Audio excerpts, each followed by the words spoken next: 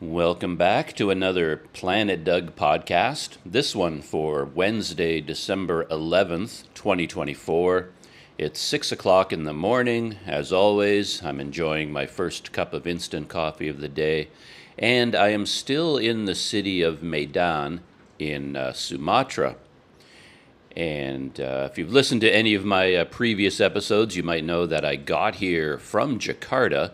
I flew here on a super air jet, and previous to that, I was in Kuala Lumpur for about 5 days. And previous to that, I was actually in Tanjung Balai here in Sumatra. So yeah, I was in Tanjung Balai, the coastal town. That's where the ferry brings you from Port Dickson in Malaysia. So I took the ferry from Malaysia to Sumatra, and I spent some time in Tanjung Balai. And then I got the offer of a gifted laptop from a Planet Doug supporter and mystery benefactors. And getting the laptop involved getting from Tanjung Balai in Sumatra, this small town, all the way to the capital city of Indonesia, to Jakarta, on a specific day. And it turned out that the easiest, most convenient, and in fact cheapest way of doing that was to return to Malaysia by boat and then fly from there to Jakarta. And one of the benefits of doing that route to get to Jakarta was that I could enter Indonesia with a brand new tourist visa on arrival for 30 days, which can then be extended for another 30 days. A few people have been asking why I went back to Malaysia in order to get to Jakarta, and that's the main reason, was the ability to start fresh with a brand new visa, and which can be extended. And it was also either cheaper than a domestic flight or the same price. So it really made no difference if I stayed in Indonesia and flew to Jakarta from Medan. The price would have worked out more or the same as actually returning to Malaysia and flying from there. And of course that makes sense because airlines going from a hub to a hub can charge lower rates. So flying from KL to Jakarta is relatively cheap. So yeah, that all works out. And of course, I really enjoyed the trip back, going back by boat to Malaysia, taking the boat. That was a lot of fun. I enjoyed that. And yeah, so that's how all that worked out. And I am here in Medan. And I think I will be taking the train back to Tanjung Balai in not tomorrow, but the day after tomorrow. So I think I have 2 more days here in Medan before I leave. As always, the plan wasn't to stay in Medan this long, but things sort of happened that way. Why exactly? Just, who knows why. I have this brand new laptop. I had to take some time to get accustomed to it, to get it set up, and I needed to do that here while I still had Wi-Fi. And that turned into a bigger project than I expected. Those things always do. And I've still been working on Patreon quite a bit. And I made a big change as far as Patreon is concerned in terms of my plans. And that involved a lot of work, going back in time and sort of reconstructing a lot of things that I did to adjust to my new ideas. And perhaps I'll talk about that in a few minutes. And I had some bureaucratic things to do, some online paperwork. And that was something I'd been putting off for a very long time. And then a deadline crept up on me. I put it off so long that it was like the day before the deadline, and I finally got around to doing it here in Medan. But it was such a stressful, difficult experience, I just couldn't face doing it, and I finally did it, and I'll talk about that as well. One thing that it did, I don't know if I don't want to talk about this as something that's depressing or sad. I've sort of made a mental bargain with myself that it doesn't serve anyone to live in a world of regret.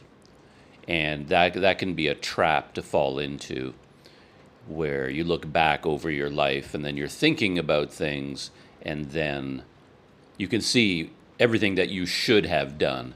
It's sort of the should have line of thinking. And I avoid that as much as possible. And my main reason for avoiding it is sort of a philosophical one, where over my lifetime, I think I've turned more and more into a nihilist, but a good nihilist. I'm a nice nihilist, where I don't believe anything matters. There is no meaning to anything at a basic or cosmological or universal level. So it doesn't really matter. So, what I'm talking about there is you can live your life doing whatever it is you have done, and then you can get to the end of your life and you can drown in regret and say, oh, I'm such a failure. I wish I had done that, and I should have done that, and why did I do that? But then you can comfort yourself with this thought that it does not matter in the slightest what you did at all. You did what you did, and here you are at the end of your life, and then, yeah, it's all good. It's all good. The good, like if you strip meaning out of everything and say nothing matters, then you don't have to feel bad about anything. And I very much land in that school of thought for many, many reasons. I got there after, and when you're young, I think we grapple with everything. We think deeply about everything. Our brains are just wired that way. And then as you get older, you just stop. You realize it does not matter. There are billions and billions and billions of people on the planet. There have been billions and billions and billions, and they've all lived their lives, and they're all gone. And it just didn't matter really what any of them did within their own life. And one part about it is memory as well. That's a big thing for me. More and more I think about memory because I don't remember things. So I think when we try to judge ourselves or judge other people, we tend to think in terms of accomplishments, the things that we did, the things that we achieved, and that can lead to a certain lifestyle where you treat your life like you're building a resume that you're handing to other people to impress them. And you end up with people that set out on a goal of visiting every country in the world. If they have basically a traveling mindset, then they see their self-worth in terms of how many countries have I visited. And if you sort of think in those terms, or you live in a world where people do a lot of traveling, and you think, well, man, I wish I had gone to more places. Here I am at this stage in life, and I've never been to Mongolia. I've never been to Paris. And you look back on your life with regret, all these missed opportunities, things you didn't do. But in my case, I've done things that I have no memory of doing. So the true value is, are you enjoying it at the time? That's the only true scale on which to judge anything, because I've done things that could be put on a bucket list. So, for example, swimming with whale sharks. You see videos of that. I've talked about this as an example before, where you see videos of people doing this, and it looks amazing, and you want to do it. You want to have that experience, and you feel like your life won't be complete unless you get in the ocean and you actually swim alongside whale sharks. And I did that in the Philippines. I went into the water and swam with whale sharks, and it makes no difference to me now that I did that. I barely remember doing it.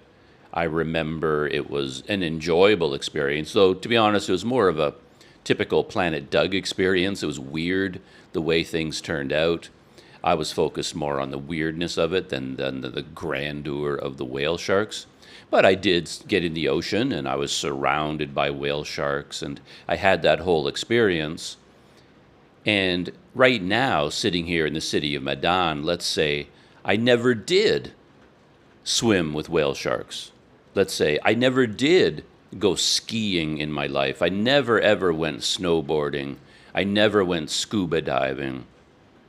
Let's say I lived a completely different life, and I never rode my bike through Ethiopia or any of the other things that I've done with my life. Let's say I've never done any of those things.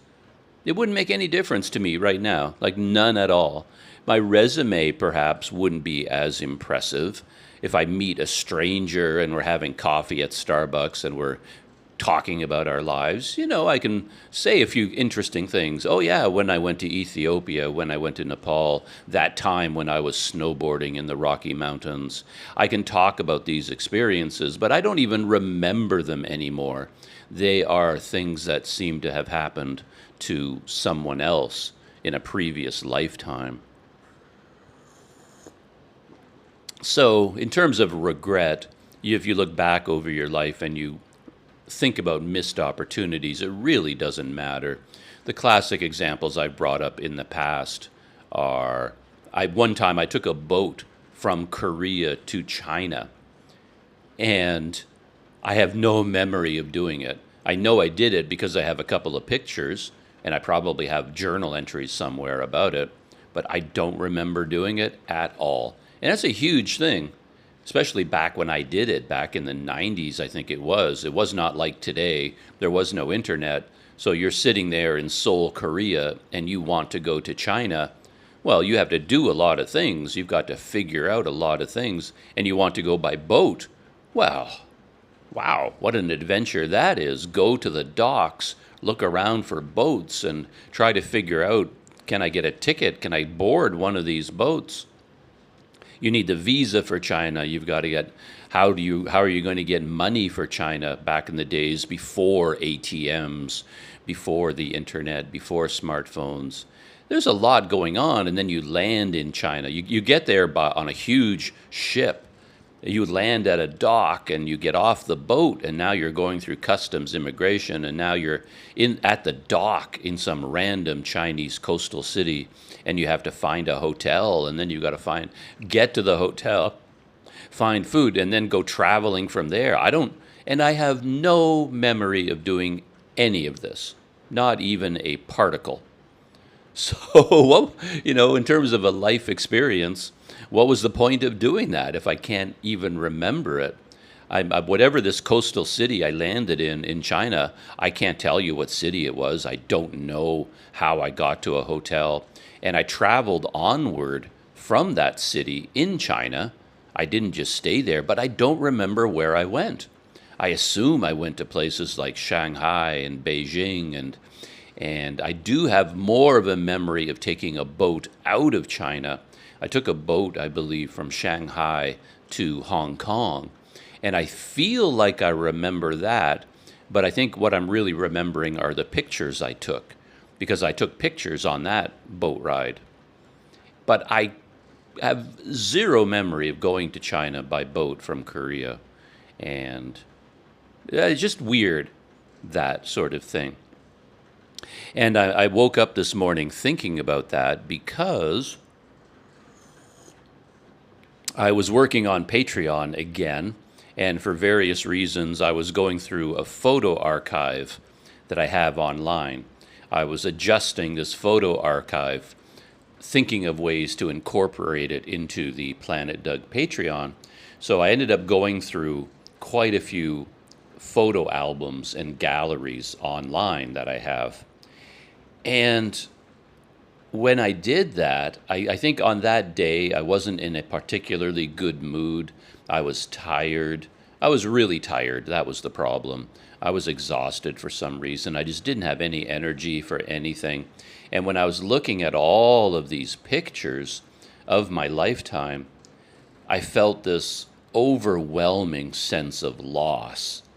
And that's because so much work was poured into every stage of my life. My life has consisted of so many different stages, and then at every stage, I moved on to something else.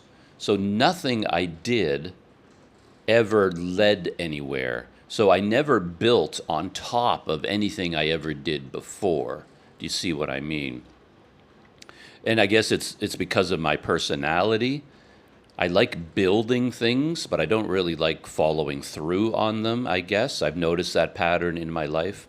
I like creating something, but once it's created, I don't really want to do anything with it.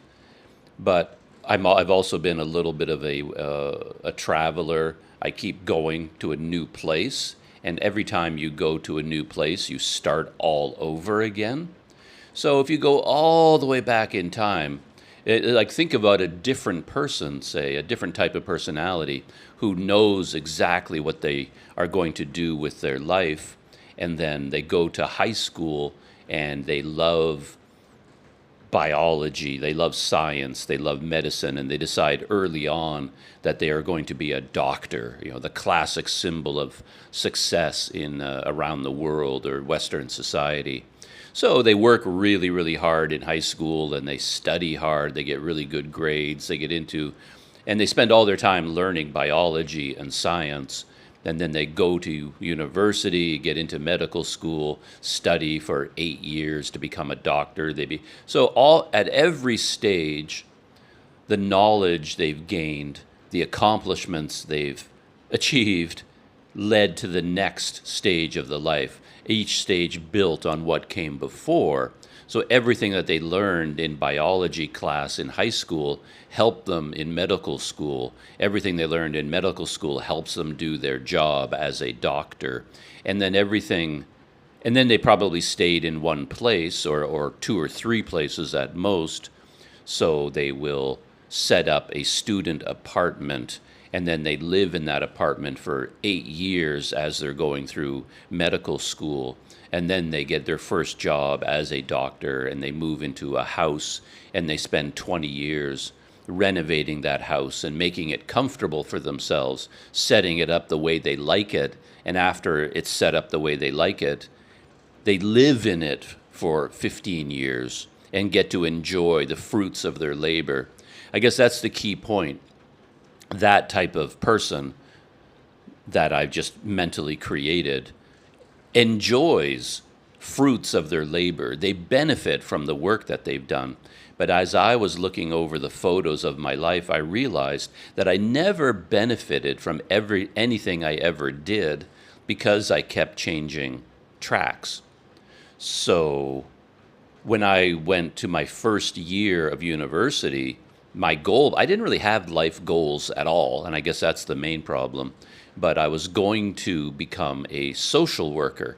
And I made that decision based on some fairly flimsy evidence or some very flimsy reasoning that, for me personally, I didn't have huge ambitions. I've noticed this in my life. I talked about it the other day in a podcast, actually, that my personality is not geared excuse me, is not geared towards me having fun.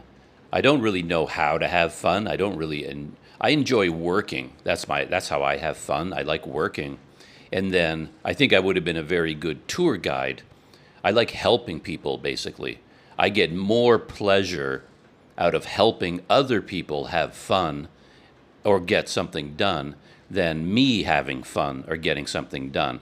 And I thought, well, why don't I just be some kind of a social worker? So instead of living a life where I'm always looking to make my life better, since I don't have much interest in that, why don't I just have a life where I help other people make their lives better? And it just seemed sort of a reasonable thing to do. Yeah. So I went to university and I started a social work course of study. I figured out two things. One, I'm not very good at it, so I kind of lost interest in social work, mainly because they sent us out on work placements as part of the social work program, and I did not enjoy it very much. I think when I had this dream of helping people, I had a certain mental image of what these people would be like based on movies. You see classic movies of teachers and social workers who help people, And the people they're helping are always very interesting and very intelligent and very self-aware, things like that. And they get a lot of satisfaction out of helping these people. But when I went out into the real world of social work in Canada, I couldn't really relate to the people that I was expected to help. They were not very self-aware people, and their lives were a jumble and were a mess for reasons that I didn't really understand. And they didn't see the world the same way I did. They didn't have the same interests I did, and I found myself absolutely unable to help them in any way because I could not understand them in any way. So this world of people that were in the like social welfare nets of Canada who needed help, I just couldn't relate to them, and I didn't enjoy being around them, and the whole world of social work just did not appeal to me at all. And then I got accepted to a international student exchange or a cultural exchange that sent me to India.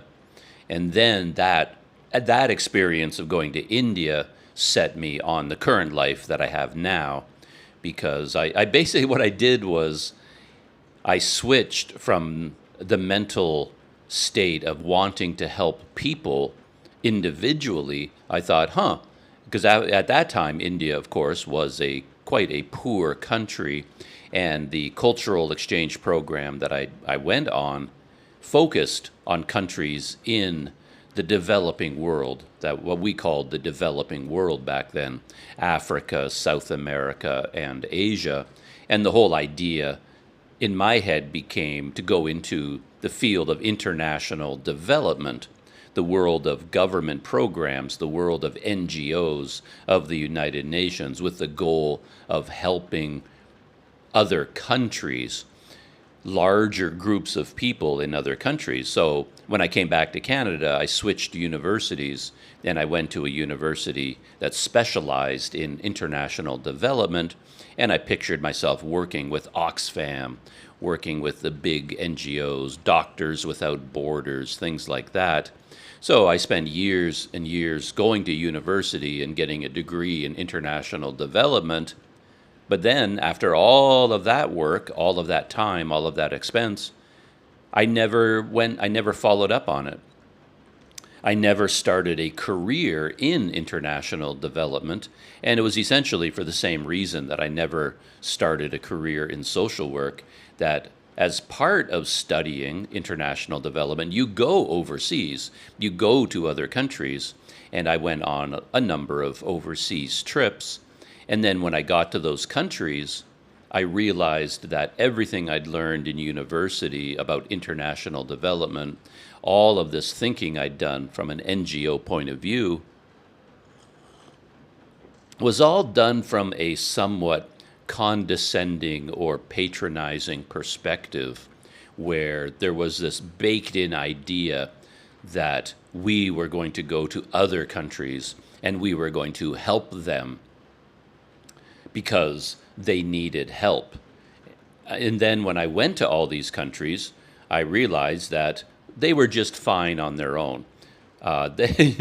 Someone like me from Canada, I was a dummy. I had no life experience. I didn't know the first thing about anything. Why in the world would I imagine that I have anything to offer some country in Africa? What am I going to go do? Go to Uganda and tell people in Uganda how to live their lives and how to do things and how to make things better? What do I know? I don't even understand Canada. I haven't even lived yet. How in the world, how condescending, how arrogant is it for me to fly to Africa and think I'm going to help people? For one thing, I don't understand those countries. I don't even understand people in Canada. How in the world am I going to understand people who grew up in Africa, who grew up in Bolivia, who grew up in, pick a country, the Philippines?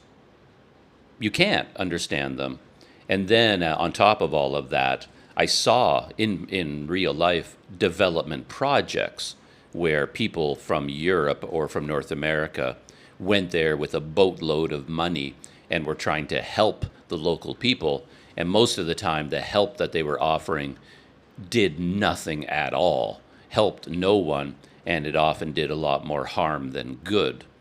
So, anyway, I completely lost interest in the world of international development as well, which is fine. I was learning and I was living a pretty interesting life, but it also meant that all the work I did in university, I just abandoned all that work. I never followed up on it. I studied to become something, but then I never became that thing. And while I was going to university, I lived in different apartments. I had relationships with girlfriends, and then those never went anywhere either. I would spend all this time building up a place to live, furnishing it, making it comfortable for me, picking a place to live where I thought I would be comfortable, though I wasn't very good at that either. And of course, it goes without saying that when it comes to relationships, I had no idea what I was doing there either. Always making, in retrospect, the wrong choices. So all that work that was poured into every apartment that I lived in, but then as soon as I made it really nice to live in, I left and I went somewhere else.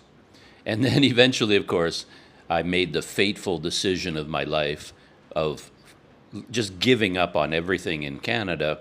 Back in 1991, I found out. And then I flew to South Korea and I got a series of jobs there teaching English. And then over and over and over, as I went over my photographs, my photo galleries from that point forward in my life, I just saw myself building something, like pouring huge amounts of work into a project, into some skills, into a place. And then once it was all set up and I could enjoy it, I left. And I never benefited from any of the work that I did.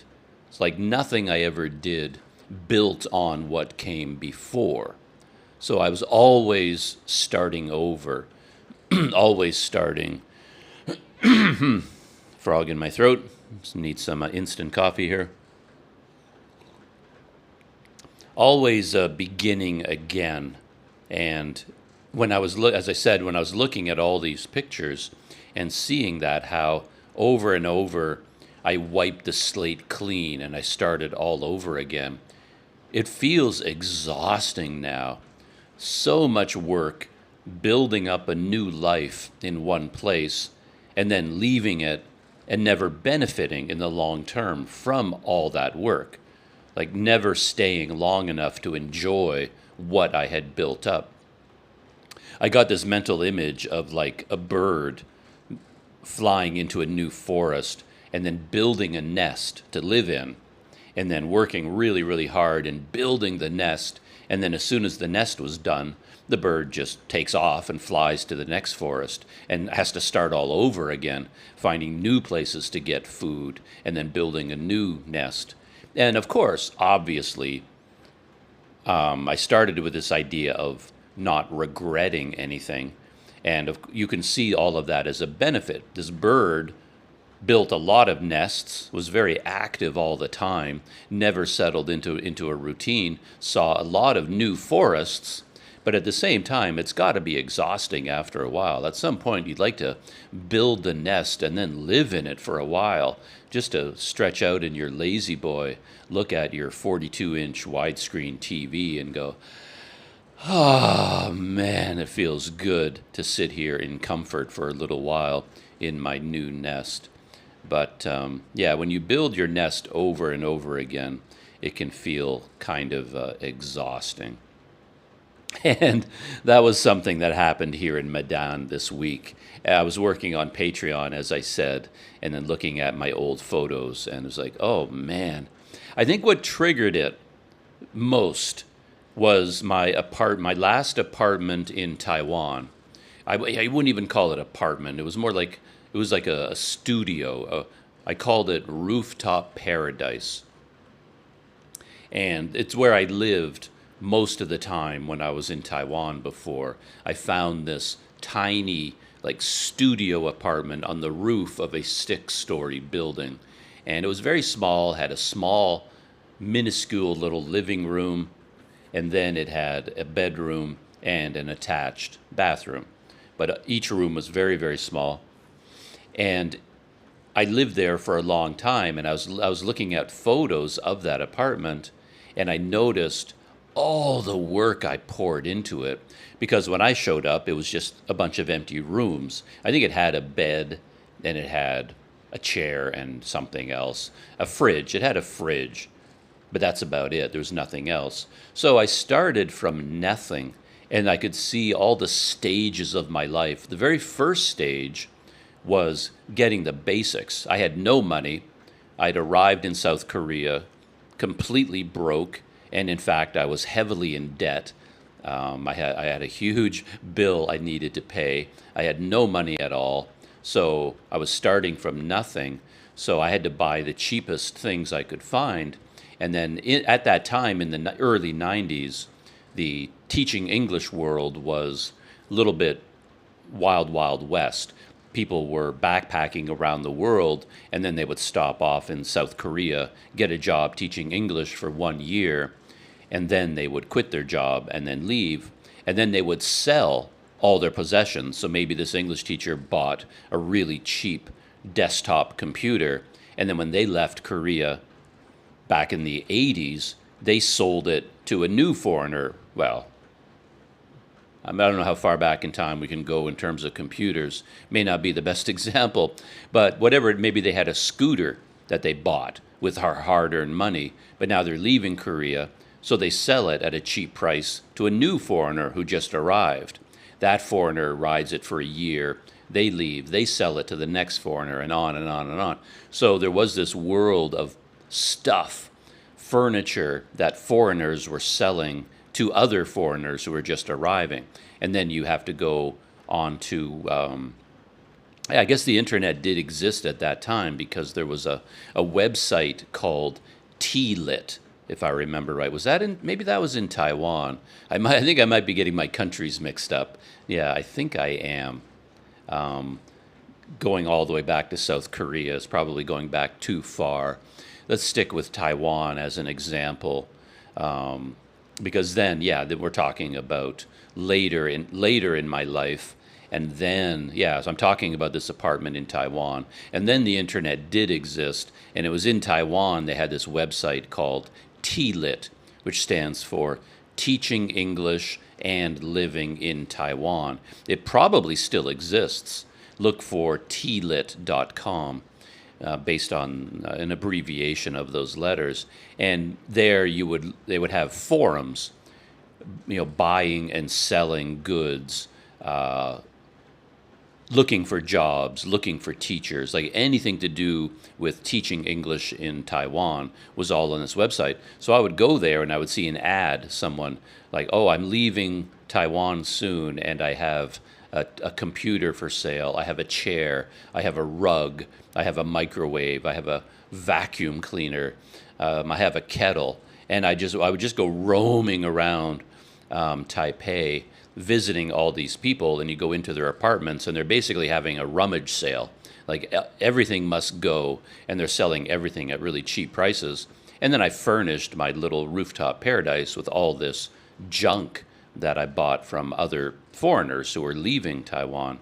So I started off with all this really junky stuff, and then over the years that I was in Taiwan, I would replace it with better stuff. So over time, a lot of work was poured into this little apartment. And people made fun of me for living in that apartment because it was so small, and I should have. If I were a normal person, I would have upgraded to a nicer place, a bigger place, more of a condo in the neighborhoods where all the foreigners lived. But I liked my neighborhood. I liked those little rooms. It suits me. So I stayed there, and then I just made it more and more and more to my liking. And now when I saw photographs of that apartment, I'm so fond of that apartment. It's probably my favorite place I've ever lived. And then I felt a yearning for it. It was like a nest that this bird had built, and it was the best, most comfortable nest. And then that bird left it. And then now you're looking at a photograph and it's like, oh, oh, that was such a nice place. But more than that, when I was looking at the pictures this time, I sort of felt exhausted because I remembered how much work I poured into various projects.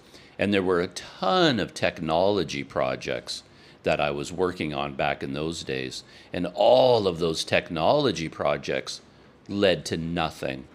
Here's a very, very simple example that back in those days, DVDs were all the rage. Movies were on DVDs. And I've always been really interested in movies. I probably love movies more than anything else in my life, to be honest. That's the one consistent love of my life, has been watching movies, TV shows, and books. Like consuming pop culture in those three forms have been the enduring pleasures of my life that I've stuck with me the entire time. But there I was in Taiwan, and everything was about DVDs. So I was putting together like a DVD collection of all my favorite movies. And I was renting movies all the time, very, very cheaply. I'd rent a DVD, but then I realized I could make copies of them. So I bought a DVD burner, and every time I rented a movie that I really liked, I bought these big boxes of blank DVDs, and then I would pop the blank DVD into my DVD burner, and I would make a copy of that movie, and I would carefully label it, and I would put it into these booklets that I had on the bookshelf that were filled with, I don't know, 200-300 of my favorite movies, all of them carefully labeled and put in alphabetical order and all this kind of stuff. Huge amount of work went into building up this DVD library of all my favorite movies, but I never benefited from any of that because I left Taiwan, for one thing. I just got rid of my computer, the DVD burner, the DVD player, all of my DVDs, but at the same time, the DVD technology disappeared. So I think I still have some of those DVDs in storage back in Canada. I shipped them back to Canada thinking that someday I will be sitting in a new apartment and I will have my DVD library and I will get to enjoy all of my movies. But by the time I left Taiwan, nobody used DVDs anymore. Like in my lifetime, we went from 8-track players to, I went from albums, vinyl albums, to 8-track, to cassettes, to CDs, then DVDs, and then the whole world went digital. So all that work I poured into building up a DVD library, a cassette library, an vinyl album library of music. Over and over and over, I built up a library of books. Back in Canada, I had my own personal library of thousands and thousands of books that I kept, and I kept them in storage. All of that is gone. At some point, I had to just let it all go because I didn't have a house to keep any of it in. So now I think back, all the work I poured into all of these projects over and over again, and then I never benefited from any of that work. So, I could go on, I could go on, I could go on. So many things I've done, so much work I've done, so many projects I've worked on. And I'm very, very good at working on projects in the way, say, that I'm working on Patreon.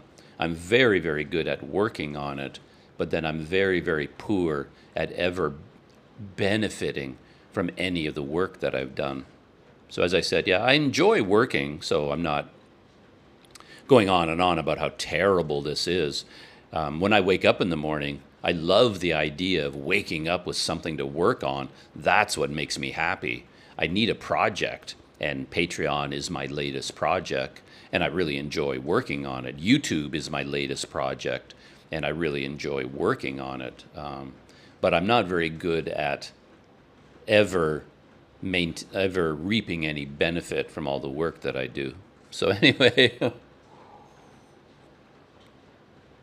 I was not in any way intending to talk about that this morning. It just sort of occurred to me. And apparently I've been thinking about it quite a lot. And yeah, it's exhausting. It is, I guess what I'm saying is it is exhausting being me. It is absolutely exhausting. It's nice to get a good night's sleep and wake up with some energy. So I feel pretty good this morning, which is why I can talk about this stuff. And it doesn't depress me, it doesn't bring me down. I'm just sort of looking back over my life and I'm just shaking my head at myself like, oh, dude, the silly things you do. So that story is done. I mentioned already that I spent a couple of days here setting up my new laptop, the Asus TUF. And I don't think I'm going to do a deep dive into that story, but it's all done. And I shot a video while I was doing it, like a behind the scenes video, step by step. And I ran into a lot of issues, and I talk about them at length in that video. But the main problem I have at the end, or the main problems I ran into, was that I didn't really understand the installation process. Like, you turn on the laptop and it automatically installs Windows. And a lot of the questions I was being asked, I guess they're pretty obvious, but at the same time I needed to be guided through them. So at the very beginning it said, we've selected Indonesia as your region. Is this correct? Is this the correct region for you? And I didn't know the answer. And I'm like, I don't know. Like, am I supposed to select, like, how do I choose the region for my laptop? Is it my physical location? Is it where my Google account is registered? Is it my citizenship? What do I choose? I didn't know. Though I don't think it said Indonesia, to be honest. I think it said United States, because the laptop was purchased in the United States. So maybe it thinks it's still in the United States. I don't know. But I had no basis on which to pick a region. And I just defaulted to Canada. Good or bad, I thought, well, seems, how can that hurt? I was thinking that if I chose Indonesia as my region, because when I went online, like at every step I was doing this, I went to one of my phones and I did internet searches, asking questions on forums, asking AIs. I'm setting up a new laptop, and what regions should I choose for Windows? And then people would talk about how, well, you got to be really careful, because if you choose China as your region, you're going to end up with Chinese language and Chinese keyboards. And I thought, well, yeah, I don't want that. And I don't want an Indonesian keyboard. I don't want Indonesian language. I want Windows to be in English. I want my keyboard to be in standard English. So I thought, okay, those seem like red flags. Other people said, no. You choose the country where you are located, because then the laptop chooses the right time zone, the right geolocation data, et cetera, et cetera. So I thought, oh, that sounds reasonable too. But in the end, I didn't know what to do. And I just chose Canada. And then because I chose Canada, it set my laptop up with a time zone in Canada.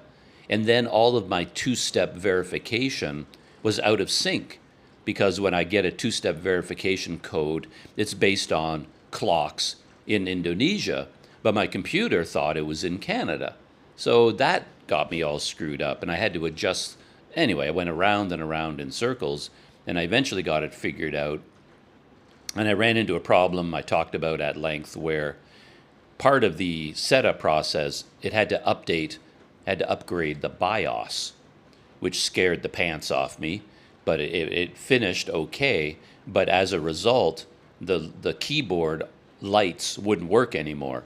So after it updated the BIOS, it had to restart the laptop. It did it automatically, shut down and restarted, and after that, the backlight on the keyboard wouldn't turn on anymore.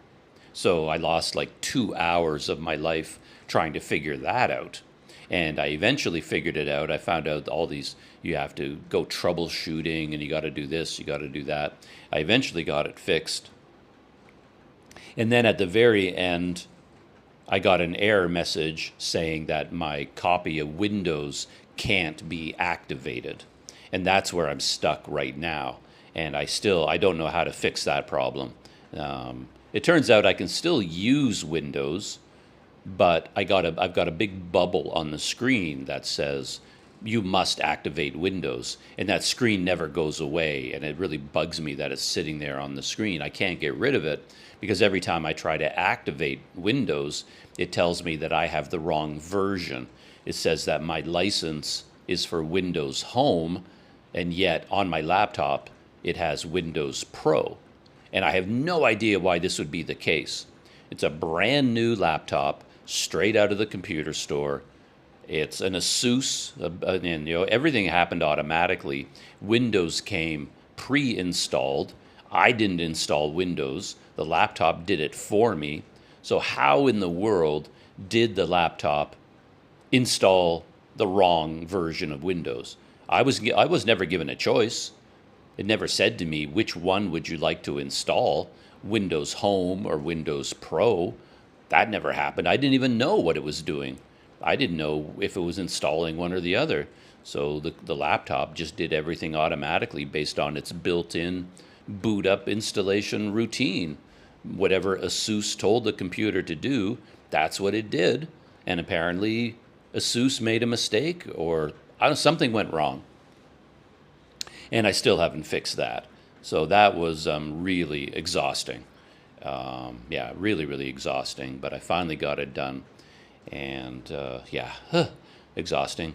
And then because I now had a laptop, I was able to do something else, which I've been needing to do for a long time.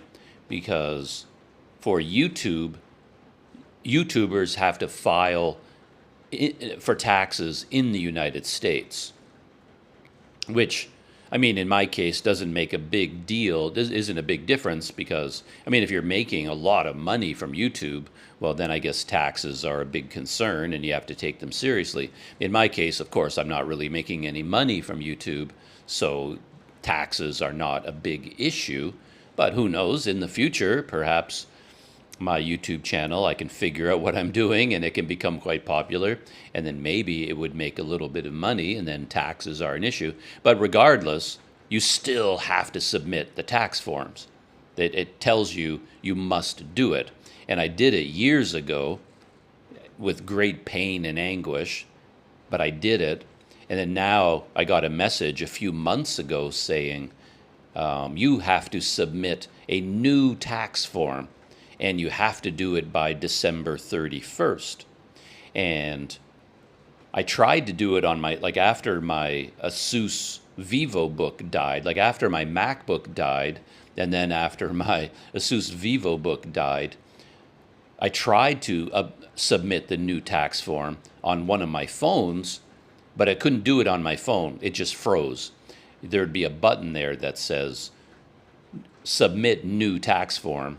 You have to go into YouTube AdSense, like log into your AdSense account, and then it would tell you, oh, your tax form is going to expire and you have to submit a new one. Click on this button. But when I click on it on my phone, nothing happened. I would just get a gray box with nothing else on it. So I figured, okay, I have to do this on a laptop. So I finally had the Asus TUF laptop up and running, and then I had to spend an entire day installing all of my accounts, like email accounts and everything like that. And then I could finally get into Google, YouTube, AdSense, and then I could fill out the US tax form. And man, I did that yesterday, actually. It took a long time yesterday. And I had no idea what I did. Zero clue. They give you one of these forms to fill out. And honestly, I don't know how anybody can understand it unless you are a trained legal accountant. I don't know how you can understand anything. And yet they expect random YouTubers, millions of us probably from every country in the world, to be able to fill out this US tax form. And yeah, I didn't understand any of it. So I would end up with a question. there's like all these steps, step 1, step 2, step 3, on and on and on. And it would ask me questions, and I didn't know the answers to any of them. And one of them, for example, said, there was two choices, two sentences. One sentence was, I do not qualify for a reduced tax rate. And then the other one was, I qualify for a reduced tax rate based on a tax treaty. And I'm like, what? I don't know. Aren't you supposed to tell me, are YouTubers from Canada, do we qualify for this reduced tax rate or don't we? I don't know. How am I don't have an accountant. I don't have a lawyer. And of course, what are you going to do? Go on the internet and start typing in Google questions? As a Canadian, do I qualify for a 5% tax withholding rate based on the Canadian-US tax treaty? Like, just imagine the answers you're going to get. There's no way you can wade through all of that babbling online and figure out what the answer is. And of course, this US tax form on AdSense, it has a little button there that says, learn about the Canada-US tax treaty here. And there's a link. So you click on that link, takes you to 50 pages about the tax treaty that Canada has with the United States. And what am I supposed to do with that? Am I going to read a 50-page summary of the tax treaty between Canada and the US, and somehow from that, I'm going to be able to figure out whether I qualify for a certain, like what tax withholding rate do I qualify for as a YouTuber? I don't know. I honestly have no idea, and I still don't know. But, you know, when they present you with this tax form, the reason they tell you you have to fill it out is to get a reduced tax rate. They warn you. There's these huge warning signs all over the place on YouTube and on AdSense and YouTube Studio that say there's a problem with your YouTube account. If you don't fix this problem, we must tax you at the maximum rate because you haven't submitted a tax form. If you don't want to be submitted at the highest rate possible, please submit the tax form. So the whole reason they're telling me to fill out this form is to get a lower tax rate. So I thought, well, logically, if they're giving me a choice now that says, do you qualify for a lower tax rate or do you not qualify? Well, I said, yes, I qualify. And I just said, I clicked on the button that said, yes, based on the US-Canada tax treaty, I, as a YouTuber, I qualify for a reduced tax rate. I don't know, is that the right answer? But that's what I clicked. And then I went on to the next stage, and then it gives you all kinds of options. All these buttons, you can click yes or no, and I didn't understand any of them. And you're supposed to say, it's like it asks you a question, do you qualify for a reduced tax rate, like for any of these categories? And one of the categories was movie and TV rights copyright. And you're supposed to say yes or no. And I'm like, I don't know. I don't know. And none of them, I didn't understand any of them. And then you can go off on your Google searches and you're not going to find any information that makes any sense to you at all. And I did turn to other YouTubers that I know. I know right now, I recently got to know another Canadian YouTuber who seems to be a lot more intelligent than me when it comes to everything technical. So I sent him a message and said, yeah, and I know he filled out the tax form already and he was successful. So I thought I'll ask him. And I asked him, so like, I'm looking at these options. I don't know what to do. What did you do? Like, what's the right answer here? Do you have any idea? And he actually said, I said no. He just ticked no, no, no, no, no. And I thought, well, that doesn't feel right to me. And then I did more and more Google searches. And the weird thing is, if you click, I experimented with clicking yes. And so, like for movie and TV rights, do you qualify for a 10% reduction in taxation rates or something like that? I clicked yes.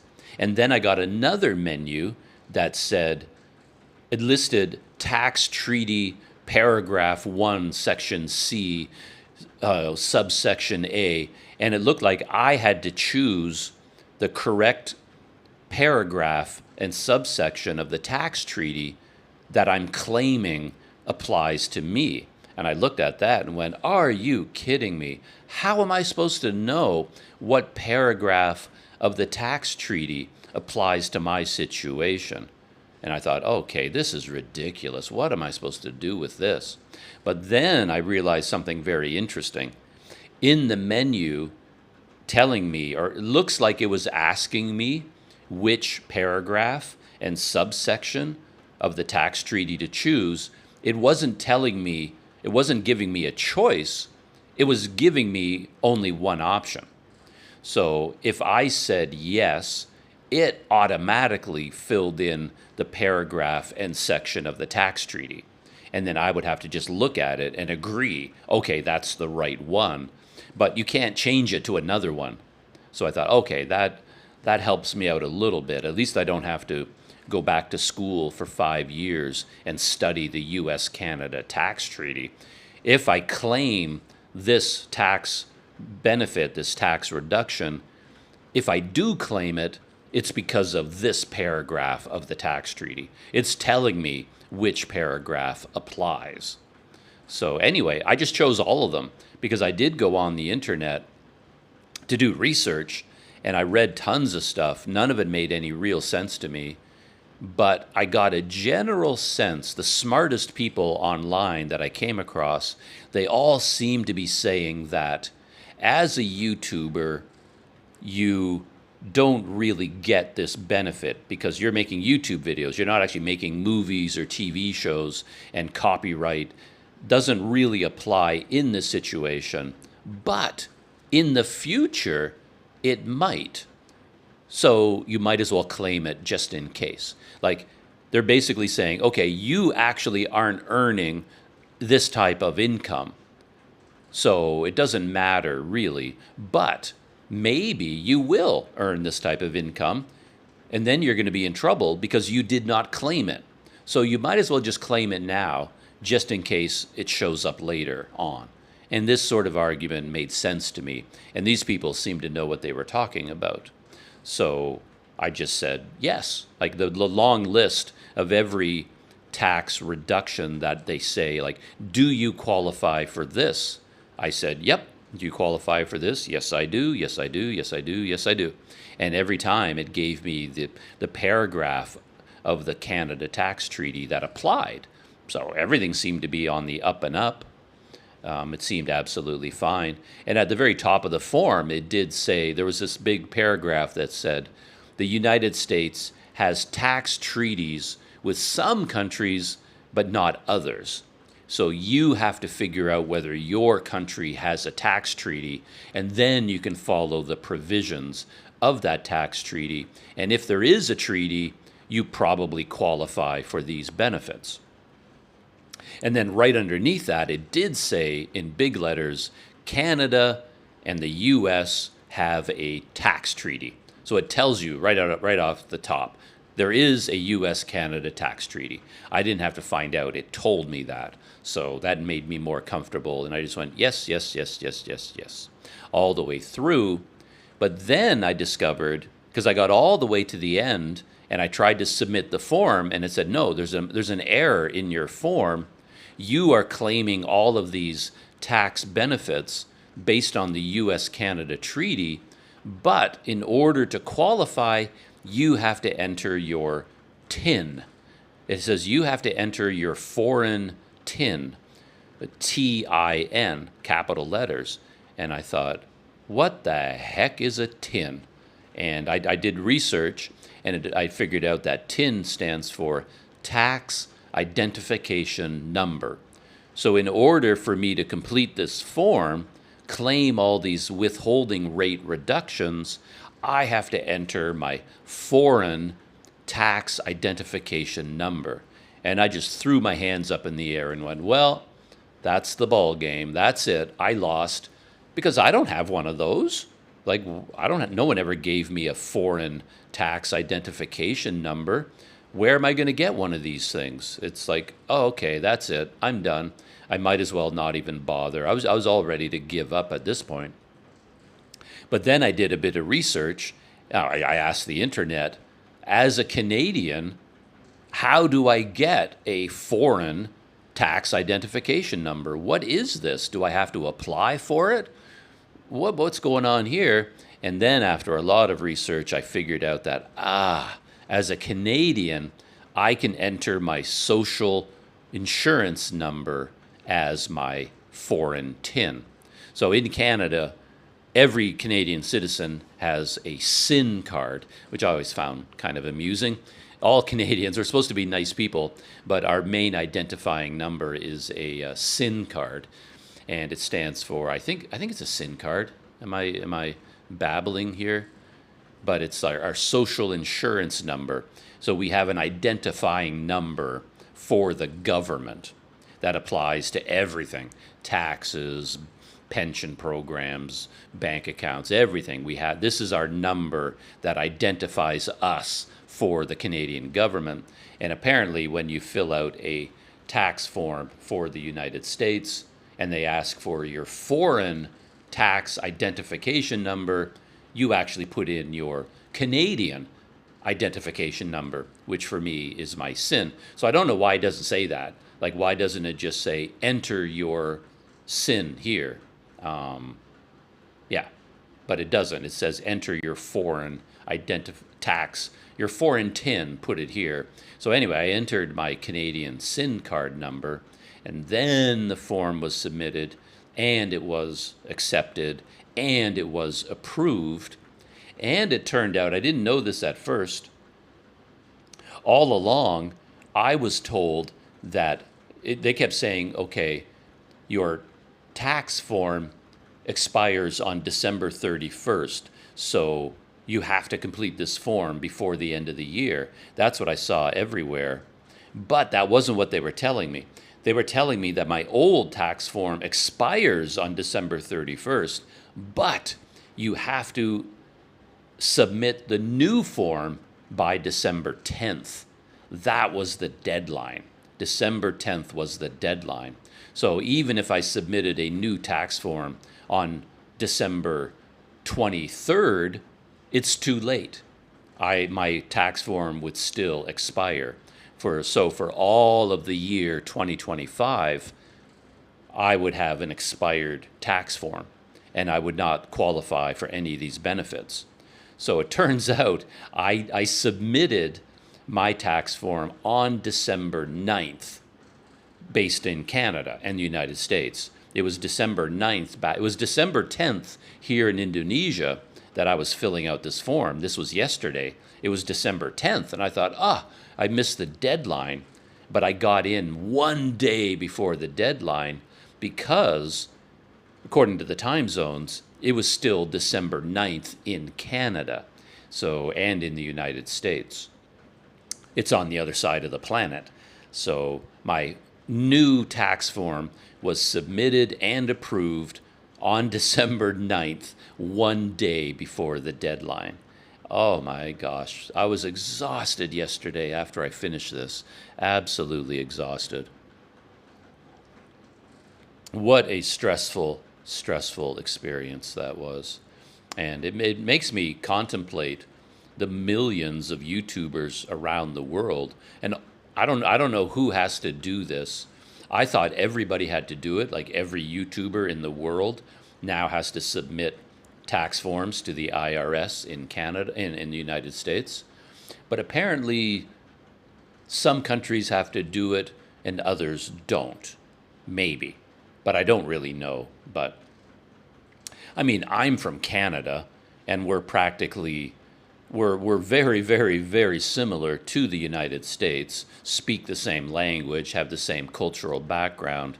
So all of these forms are in English, and I struggled with the form.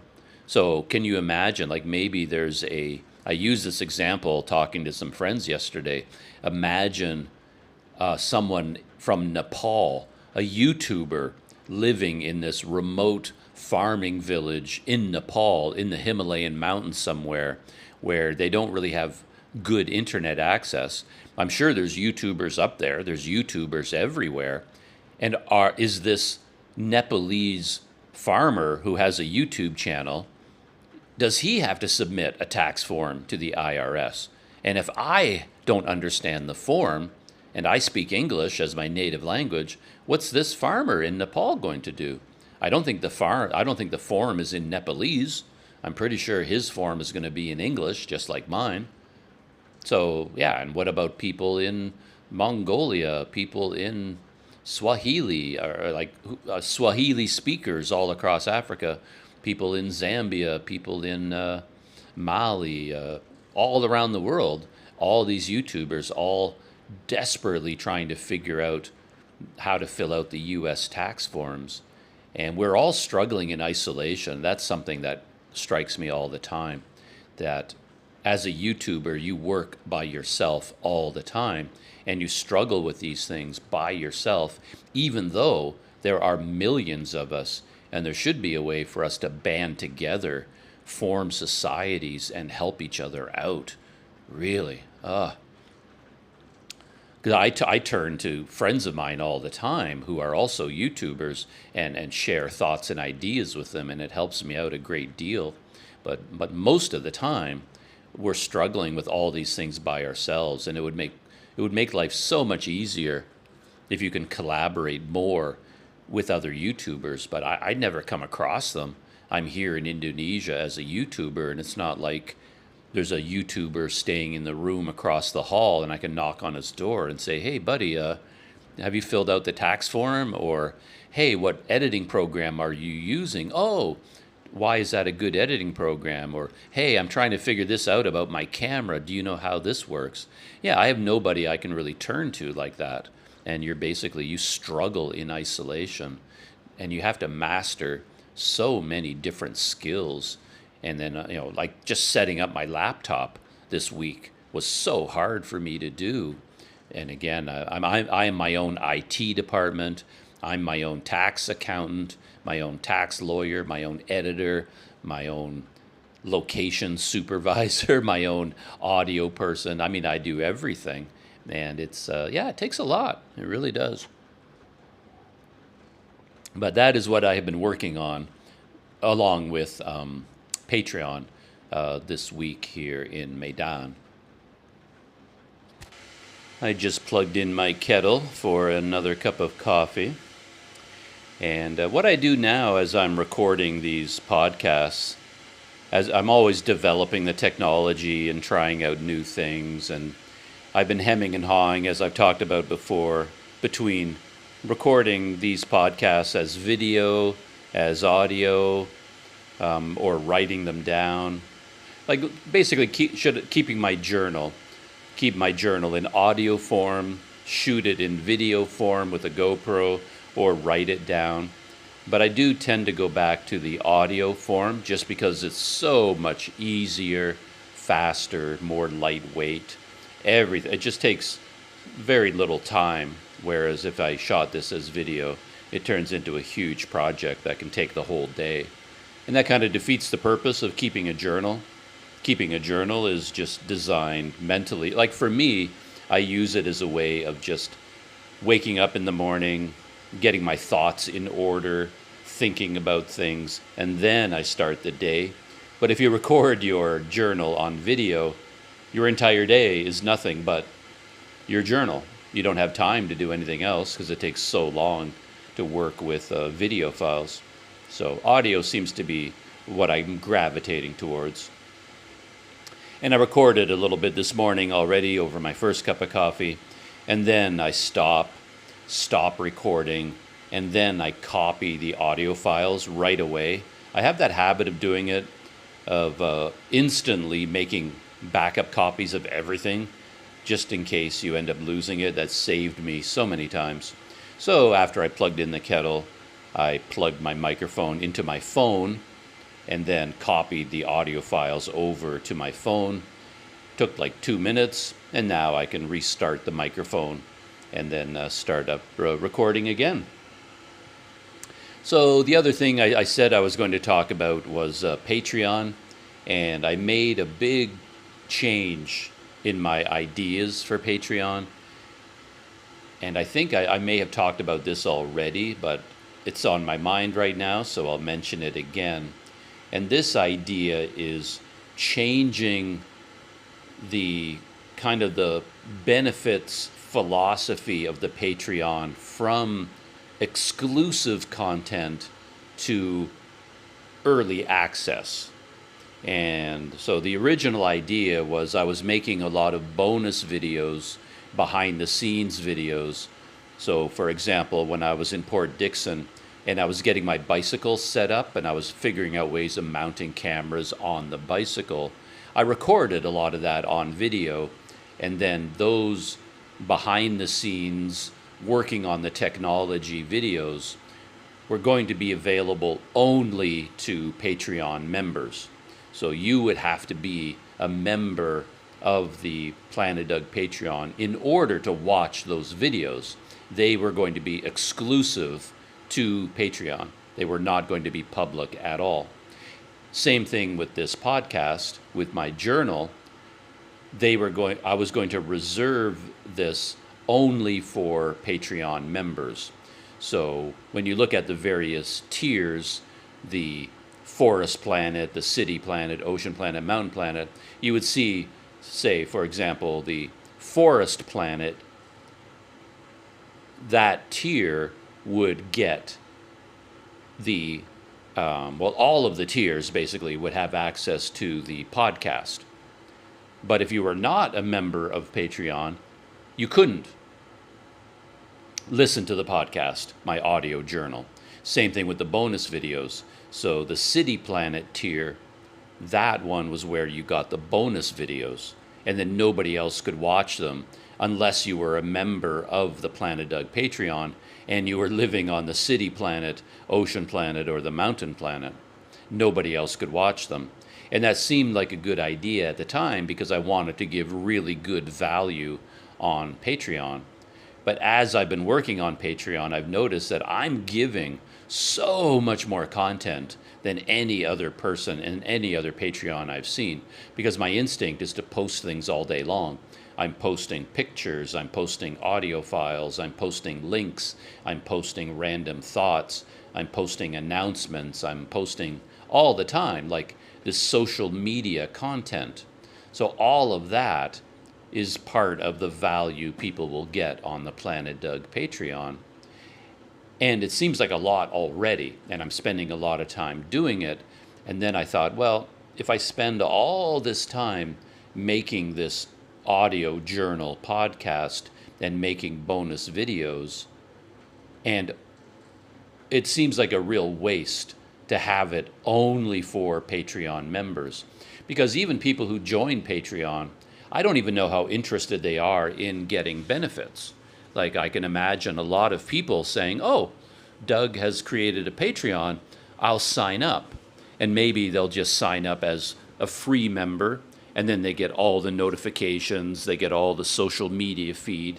Or they think, yeah, I know I want to help Doug out a little bit, I'll sign up. I'll go live on the forest planet, $3 a month, whatever it ends up being.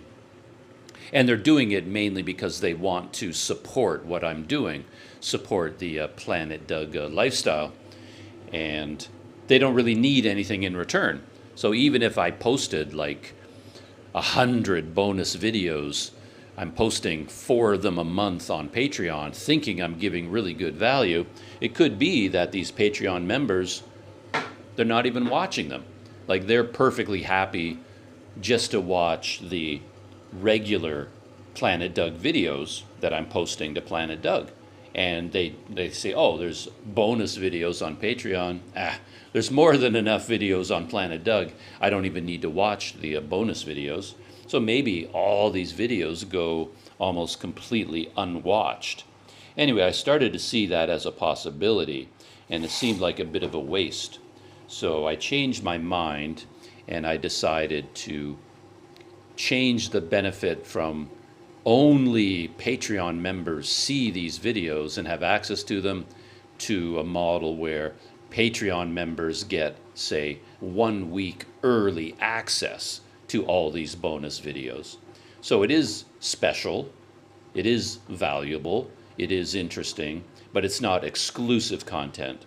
So the idea is this podcast that I'm recording right now, I will upload it to Patreon today, and then Patreon members can listen to it today. They can actually listen to it as soon as I post it, the same day that I record it, basically. And then after 1 week, I make it public, and then it'll just be on the Planet Doug Behind the Scenes channel, and anyone who has subscribed to Planet Doug Behind the Scenes, they'll get a notification, oh, there's a new video on Behind the Scenes. They can go watch it. So everybody will be able to watch the video. Everybody will be able to listen to the podcast. But Patreon members at certain tiers living on certain planets, they get to watch it or listen to it 1 week early before anybody else. And that kind of increases my workload. To be honest, it took me a while to figure out how you even do that, because most Patreon pages are based on the early access model. Everybody does that. So I've seen it all over the place on Patreon, but I didn't really know how you do that. And I went into Patreon, I was looking for the early access button. What kind of a menu system, what kind of a settings do you choose? How do you do it? And it turns out you don't even do it on Patreon. The way you give people early access, you do it on YouTube, and it's very, very simple when you think about it. All you do is, when you first upload the bonus video to YouTube, you make it unlisted. You set it so that it's not visible to the public on YouTube. The only way to see or even know that video exists is through the link from Patreon. So that's all you do. You just basically upload the video to YouTube as normal, but you keep it unlisted for 1 week. Therefore, everybody on Patreon can see it, but nobody else can. And then after 1 week, you have to remember to go back to YouTube and then change it from unlisted to public. And now everybody on YouTube gets a notification, and everybody can see the video and watch it or listen to the podcast. So that's how early access works. And you basically have to do it manually.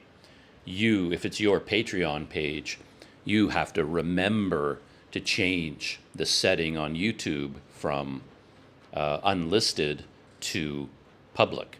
And if you've offered people 1 week early access, then you basically upload the video, and then after 1 week, you make it public. And during that 1 week, it's visible on Patreon, but nowhere else. So anyway, that's what I decided to do. And I'm happy with this decision, but it also meant I had to do a lot more work, because I had to restructure all of the tiers, restructure all of the benefits, and then I had to go into my current Patreon. I have something like 150 posts already that are not visible because my Patreon isn't public yet. But then I had to go back, open up every single post, and change the settings in order to make them, to incorporate this early access idea.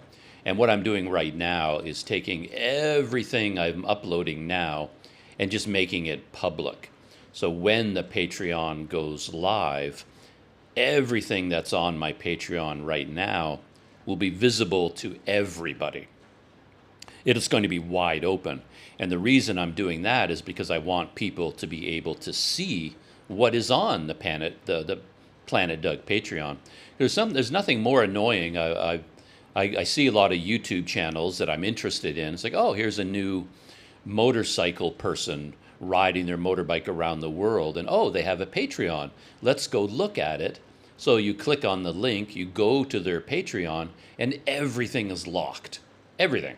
So you scan through all of their posts, but you have no idea whether you like their Patreon or not, because you can't access anything without joining, because it just says, unlock in order to see this post, unlock to watch this video. Everything is grayed out, and you have to unlock it by joining that Patreon.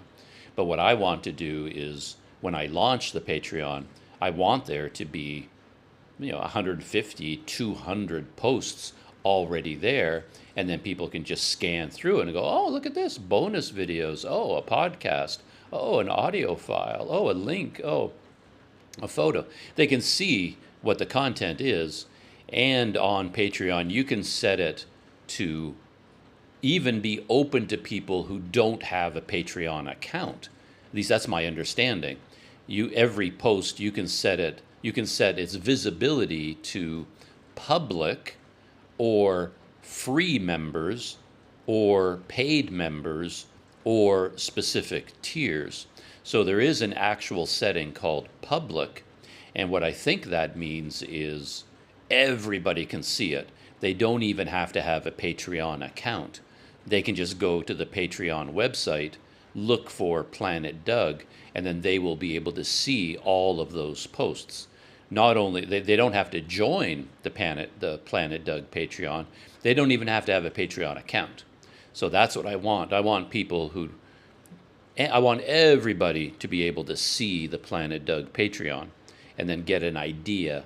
And then after I make the Patreon public, after I launch it, then every new post will be incorporated into the Forest Planet, City Planet, Ocean Planet, Mountain Planet structure.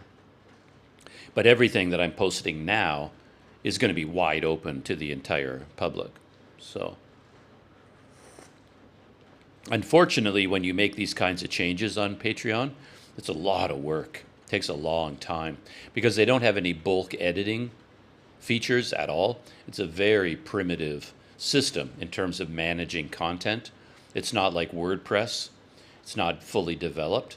So if you have 150 posts, you can't select all of them and then change them from paid members only to public. Like, you can't change the visibility as a bulk operation.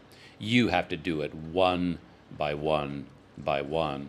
And not only that, oh, it's so frustrating. Every time you want to change one post, you have to scroll physically, manually, through your entire feed. And it's a very slow process because you can only view so many posts at a time, and you keep having to click the load more button. You load more, wait until it loads 10 more posts. Then you've got to scroll down, click on load more, wait, scroll down, click on load more, wait, scroll down. And you have to do this like 10 or 15 times. You finally get to the post you're looking for, click on it to edit it, change the visibility to public, save it, and then you're kicked out and you go all the way back to the beginning. And then you've got to go through that whole process all over again. Load more, wait, scroll down, load more, wait, scroll down. And you have to do it 15 times again till you finally get to the next post, click on it, edit it, change it to public, save it, and then you go all the way back to the beginning again. Scroll down, load more, wait. Over every single post takes like 4 minutes to adjust one post. And it takes, like, if you decide to change the visibility setting for everything in your Patreon, you're looking at an entire day of work just doing that. But of course, if you were using WordPress, you just do it as a bulk edit. You select all posts, change visibility to public, save it, and you're done. Takes 1 minute, but on Patreon it'll take an entire day to do that. So it's very work intensive, very time consuming. And that's what I was doing after I did the US tax form yesterday, and then that took half the day. Well, it took the whole day, and then the entire night I spent changing the visibility of Patreon posts, and I spent hours and hours. I worked on it until midnight, and I finally went to sleep, and I didn't even get like 25% of it done. It's going to take a long time to change the visibility settings on all these posts. Yeah, it's a bit unfortunate that Patreon is so rudimentary in terms of its control systems. So that is everything going on in my world. Moving on to YouTube stories, I have a few things to talk about here. I discovered a new YouTube channel called Krikos Adventure. Oh boy. I've watched a number of her videos, but I haven't done a deep dive into her. So I don't really have all the details about who this woman is right now. I know what country she's from, but I can't think of it. Sweden. Yeah, she's Swedish. So this is a Swedish woman who decided to ride her motorcycle around the world and document it on YouTube. And she's pretty popular. She's not on the level of Itchy Boots, of course, but then again, who is? I find it really astonishing now to imagine just how unbelievably popular Nora Lee is with her Itchy Boots channel, because recently I've been seeing YouTube channels about people riding motorcycles around the world everywhere. There's so many of them. I don't know if there are hundreds of them, but there are definitely dozens of them. I guess YouTube has figured out that I'm interested in these channels, so every time I go to my YouTube feed, there's 2 more of them. Completely new channels about people riding these huge, fully kitted out motorcycles, and they're going around the whole world on their motorcycles and posting YouTube videos. And the crazy thing is, these people are doing exactly what Itchy Boots is doing, and in some ways, I mean, they're doing incredibly adventurous things, big adventures, and yet nobody is watching their videos. It's crazy. You'll see some guy on a huge, amazing, beautiful motorcycle, and he's just crossing the border from Cambodia into Vietnam, and he's been traveling around the world for 1.5 years, and 300 people clicked on his video. I'm like, what in the world? Yeah, I see that all over the place now. So, yeah, why is all the attention on Itchy Boots and all these other moto vloggers who, for my money, are actually more interesting than Itchy Boots? Nobody's watching their videos, or almost nobody. It's crazy. This all started, of course, because I've been watching this Canadian moto vlogger called Una Moto, and his channel took off right from the very beginning. He did everything right, I guess. His videos are very similar to what Nora Lee is doing in the sense of he doesn't mess around. Yeah, the video starts with him showing on a map where he's going, and then the video begins with him riding the motorbike, beautiful scenery. Then he shows some amazing scenery with drone footage, with amazing music, and he has big adventures. And yeah, right out of the gate, he has a lot of subscribers, and not hundreds of thousands of views, but he's getting a lot of views on his videos, and he's doing a really good job. And yeah, I'm really enjoying it. But a lot of these moto vloggers who have been on the road for months, if not years, their channels are not getting any traction at all. So it's kind of crazy. But what I just said about Una Moto, about how his videos are extremely similar to the videos from Nora Lee on Itchy Boots, it's kind of interesting because the very first video I saw from Krikos Adventure Yeah, it's just Krikkos. So I don't really know how that works because it doesn't make any sense in English. Krikkos Adventure. I think her name is Krikkos. So it should be possessive, like Krikkos apostrophe adventure. Like these are Krikkos's adventures.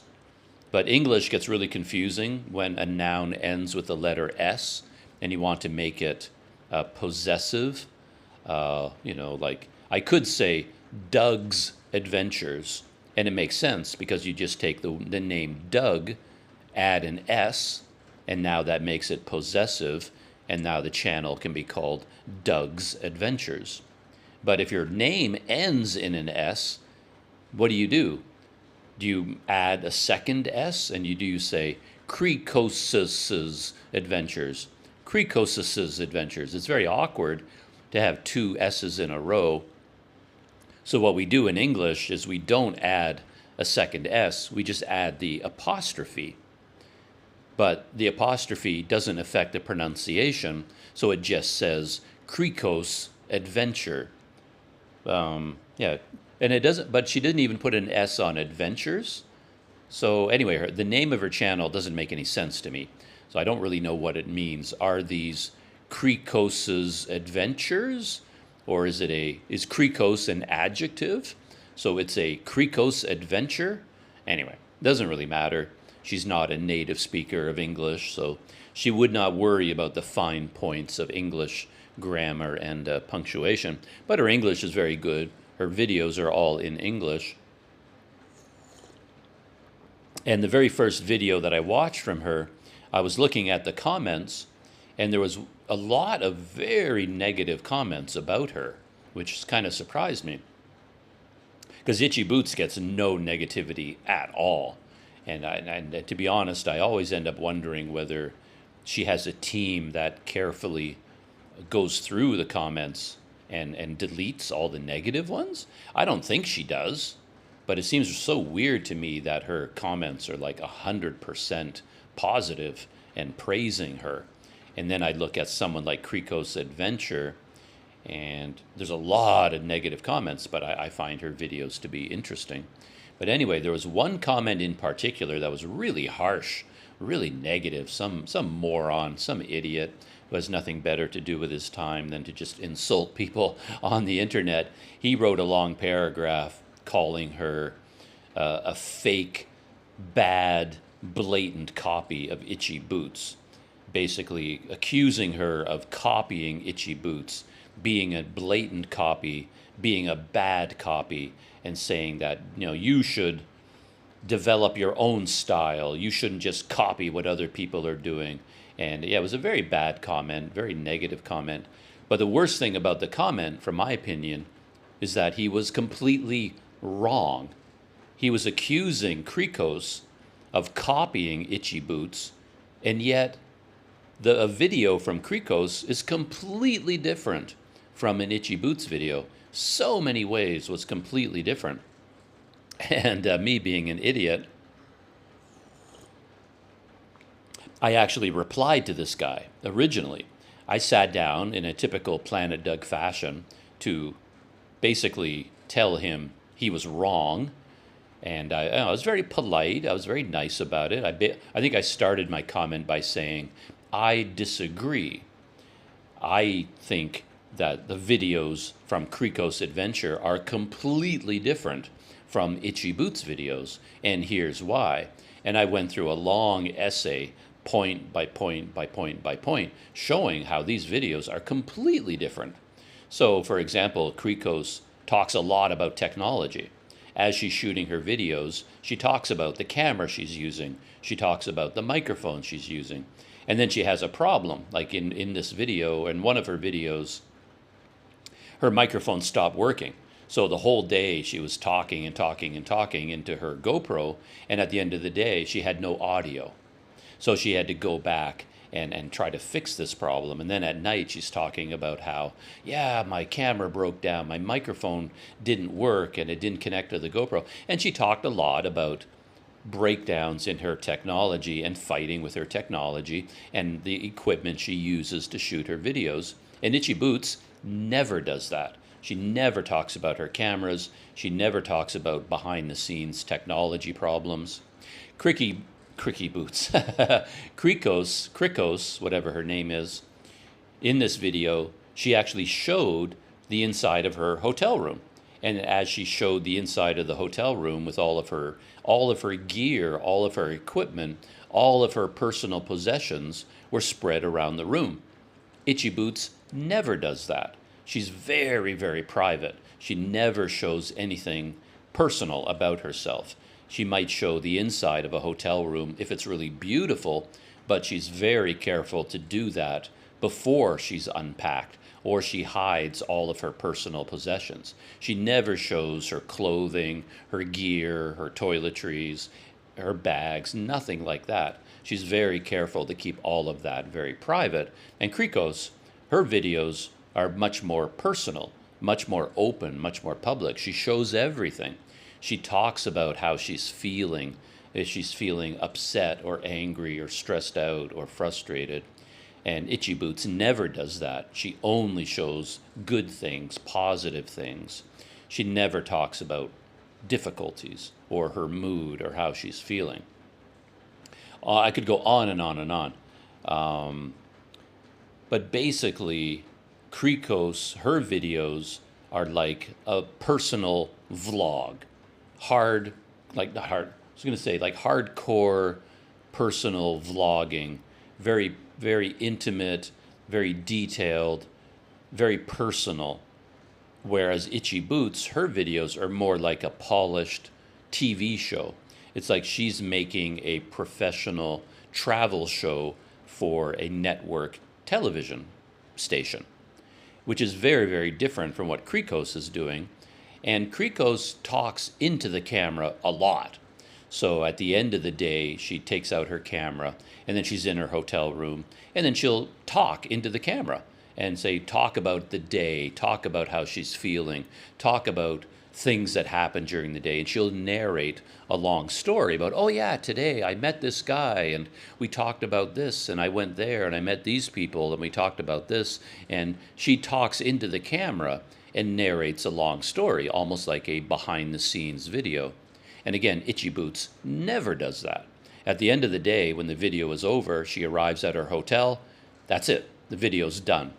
If she records an epilogue in her hotel room, it's always just very short and sweet. It's just like, hey, day's over. Thank you. Give this video a big thumbs up, and then see you next time. She doesn't go back and tell any stories about the day. She doesn't talk into the camera.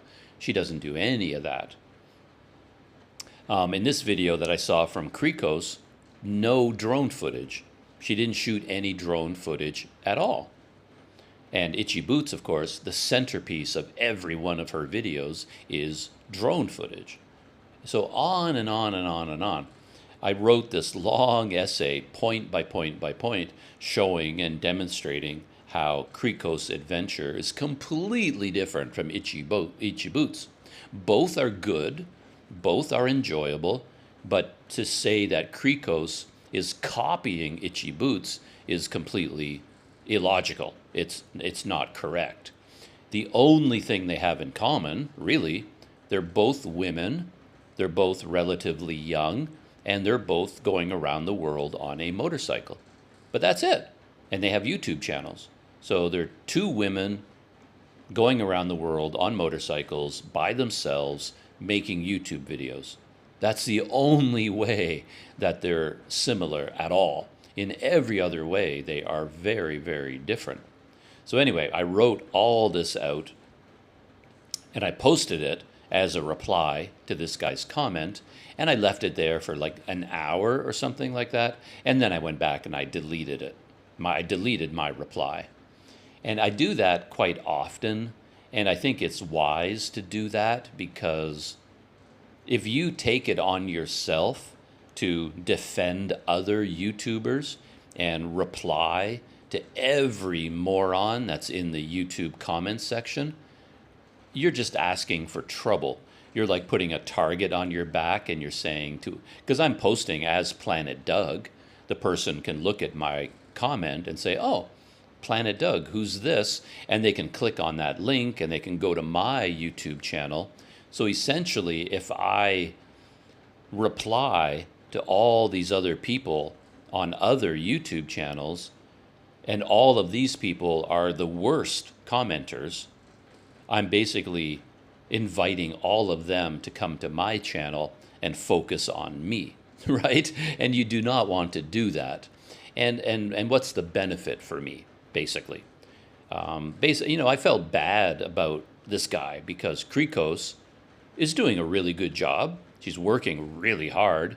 As a YouTuber, I know how much work goes into making videos, and her videos are absolutely fine. There's nothing wrong with them. And then here we have this guy insulting her and criticizing her and accusing her of being a bad, blatant copy of Itchy Boots and on and on and on. So I didn't want Krikos to read through the comments on her video and then feel bad about what this guy said. And I wanted to sort of defend her a little bit and say, basically send the message like, don't worry about it, Krikos. This guy has no idea what he's talking about. He's completely wrong, and here's why. So I basically wanted to white knight her. I wanted to defend her in her comment section. But at the same time, you can't do that. What are you going to do? Spend the rest of your life going around the internet and then defending everybody and replying if someone says something that's incorrect in a YouTube comment? I mean, I have comments on my own videos that recently I haven't replied to because I haven't had time and I haven't had a working laptop. So I wasn't able to reply to comments. So if I'm going to spend time replying to comments on YouTube, well, I owe it to the denizens of Planet Doug to reply to their comments. I shouldn't be spending my time leaving comments on other people's YouTube channels. I've got my own YouTube channel. I have people who are following me, and I owe it to them to devote my time to them, not to people on other channels, if you see what I mean. But at the same time, you have that urge, right? You're out there on the internet, you're surfing around, you see somebody say something, you know they're wrong, whatever they said was completely wrong, so you have this urge to correct them. And you say, no, that's not right. This is the real story. And then you have that instinct, and it's hard to resist. So sometimes I succumb to the instinct, and then I will actually reply to someone, and I'll leave a long, detailed comment, and then I post it, and then a few minutes later, I just think, what am I doing? And then even though I've already posted the reply, I'll delete it afterwards. It's sort of like getting it out of your system in a way. I've heard people say this is a good tactic in psychology, that let's say a friend of yours or somebody does something that makes you really, really angry. And what the psychologist will say, what you should do is write a letter to them or a message expressing all your feelings. Like if you're really angry, don't contact them right away. Sit down, write your email because you're angry, but then don't send it. Wait until the next morning. And then the next morning, you're feeling better, you're not upset anymore, you're not angry. And then you can look at the email and go, and delete it. So because you're angry, you can write your message, you can write your email, and then don't send it. Wait. Well, you can send it, you can decide to send it, but give it a day, give it 2 days. If possible, give it a week, and then just let it sit there on your computer, and then a week later, now go back, and by then, you're over it. You're not angry anymore. You're not upset. It doesn't matter anymore. So then you basically got it out of your system. And I do that with YouTube comments. Someone will say something that's clearly, factually, completely wrong, and then I'll sit down and write out a comment that corrects them, and then I don't post it. Or sometimes I'll post it, and then I'll instantly delete it because I'm thinking, come on, Doug, what are you doing? Like, are you going to take on the entire internet and correct everything you see? I mean, that is just asking for a life of misery. So anyway, in terms of Krikos, I did write out this long thing, and then I removed it right afterwards. So it was kind of funny. So, yeah, Kriko's adventure. She's interesting. I have a few thoughts. Um, she's spending a lot of time in the Middle East right now. Like she rode through where Iran and is going into Pakistan, and she had a lot of trouble at the border with Pakistan. She crossed the border in this video. She posted a bunch of videos about this. And then apparently, like this is an area called Baluchistan, I think, and I guess it's well known as kind of a lawless area. There's a lot of fighting that goes in there. There's a lot of military, a lot of people fighting. So it's not the safest part of Pakistan. Has a reputation for being dangerous anyway. And just as she crossed the border, there was a demonstration, and it was unsafe to travel. And then when they crossed the border, the police wouldn't let her continue. They says, no, the road is blocked. You cannot go. It is unsafe. And basically every foreigner that enters Pakistan from Iran, they have to get a police escort. They can't travel on their own. They can only travel in a convoy with a police escort. And in this case, there were demonstrations going on, and the police wouldn't let them go. So over time, more and more foreigners kept showing up until there was like a small community of foreign motorcyclists, backpackers, travelers, anybody that's traveling from Iran into Pakistan. They all got stopped at the border, and they had to stay at the police station, and the police held them there for several days waiting for the roads to be safe. And then she documented this whole experience. And she does have a certain mannerism about her that seems to invite some criticism, little things maybe, just the way she speaks. And it's a very sensitive area. I mean, if you want to get people upset, all you really have to do is go to a country like Pakistan. People have very strong opinions about countries like Pakistan, the government, the religion, the culture, the society, and you can get a lot of hot-headed content in the comment section if you're in Pakistan or any place like that. So I think a lot of that spills over into her YouTube videos.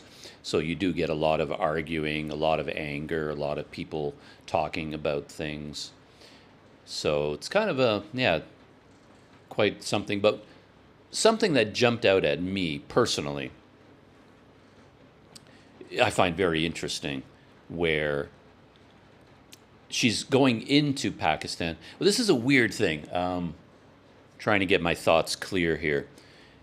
I've thought about this quite a bit, that if you are making a travel video and something goes wrong, and then in your video you tell the story of what happened, or you just describe the situation, like something went wrong, you say it went wrong, and you tell the story, everybody takes it as you complaining. You see, like to me, there's a distinction there. So in my case, I just told that long story about everything that went wrong about setting up my laptop and installing Windows. A whole bunch of things went wrong. And then I went to do the US tax form. A whole bunch of things went wrong. And I told the story. And then people who might reply to that will say, Doug, all he does is complain. He's complaining. He's complaining about his laptop. He's complaining about the US tax form. All he does is complain. So calling it complaining puts a negative spin on it when, from my point of view, it's not complaining, it's storytelling. So for Krikos, she's telling the story that she just rode through Iran, she crossed the border into Pakistan, and she's in a very uncomfortable situation. She's being held at the police station. She can get no information. And unless you've been in that situation yourself, you can't understand how frustrating that is. It is crazy frustrating. And I lived my life in those situations. And, there's so much stress involved because the police would come to her in the morning at, let's say, 8 o'clock in the morning, and they would say, okay, we're going today. we're going right now. You have to be ready in 1 hour. So everybody gets up, everybody packs up, and then 1 hour goes by, 2 hours goes by, 3 hours, and nothing happens. And then they go try to find the police, and they say, like, you said we're leaving in 1 hour. And the police look at them and go, oh, no, tomorrow. We're going tomorrow. And you'll never know what happened. You'll never be able to find out what changed. Why did they say we're leaving in 1 hour? And everybody's excited. Everybody's, oh, we're going. 1 hour. All the police are saying this. And then an hour later, nothing happens. And then when you talk to them, they'll say, oh, no, we're not leaving today. And then they'll come back that same day at 3 o'clock and say, okay, we're going. 4 o'clock, we're going. We're going to go tonight. And we're going to drive all night in the dark because it's safer. And then everybody gets ready. They all pack up their motorcycles. And then at 4 o'clock, nothing happens. And they never hear about it ever again. And this would happen over and over and over, where the Pakistani police would come to them and say, okay, we're leaving tomorrow. And then the next day comes, and they don't leave. And they say, okay, we're leaving tonight. And they would be told this over and over and over. And then they try to find out, well, what's happening? Like, what's going on with the demonstrations? And then you could live for 1,000 years. You will never, ever be able to figure out why this is happening. You can talk to the Pakistani police and ask them, okay, you said we were going to go this morning, right? You told us yesterday we're leaving in the morning, but now we're not leaving. Why? Like, what changed? You will never get an answer. Never. Not in a billion years. And you just have to be satisfied with that. That's just the way things work. And it drives me insane, but there's nothing you can do about it. But anyway, the point is that it is an uncomfortable situation. They're not in hotel rooms. They're sleeping outside. They're sleeping on the ground in the parking lot. And they're right beside the jail. So they're in the police station, and they're sleeping on the cold, exposed cement of the parking lot right outside the jail. And then from inside the jail, you can hear all this screaming and shouting and yelling. I mean, and then you got refugees coming through, and how are you getting food, and how are you getting water, and you can't get information. I mean, it's a very uncomfortable situation. And then she's telling the story about it.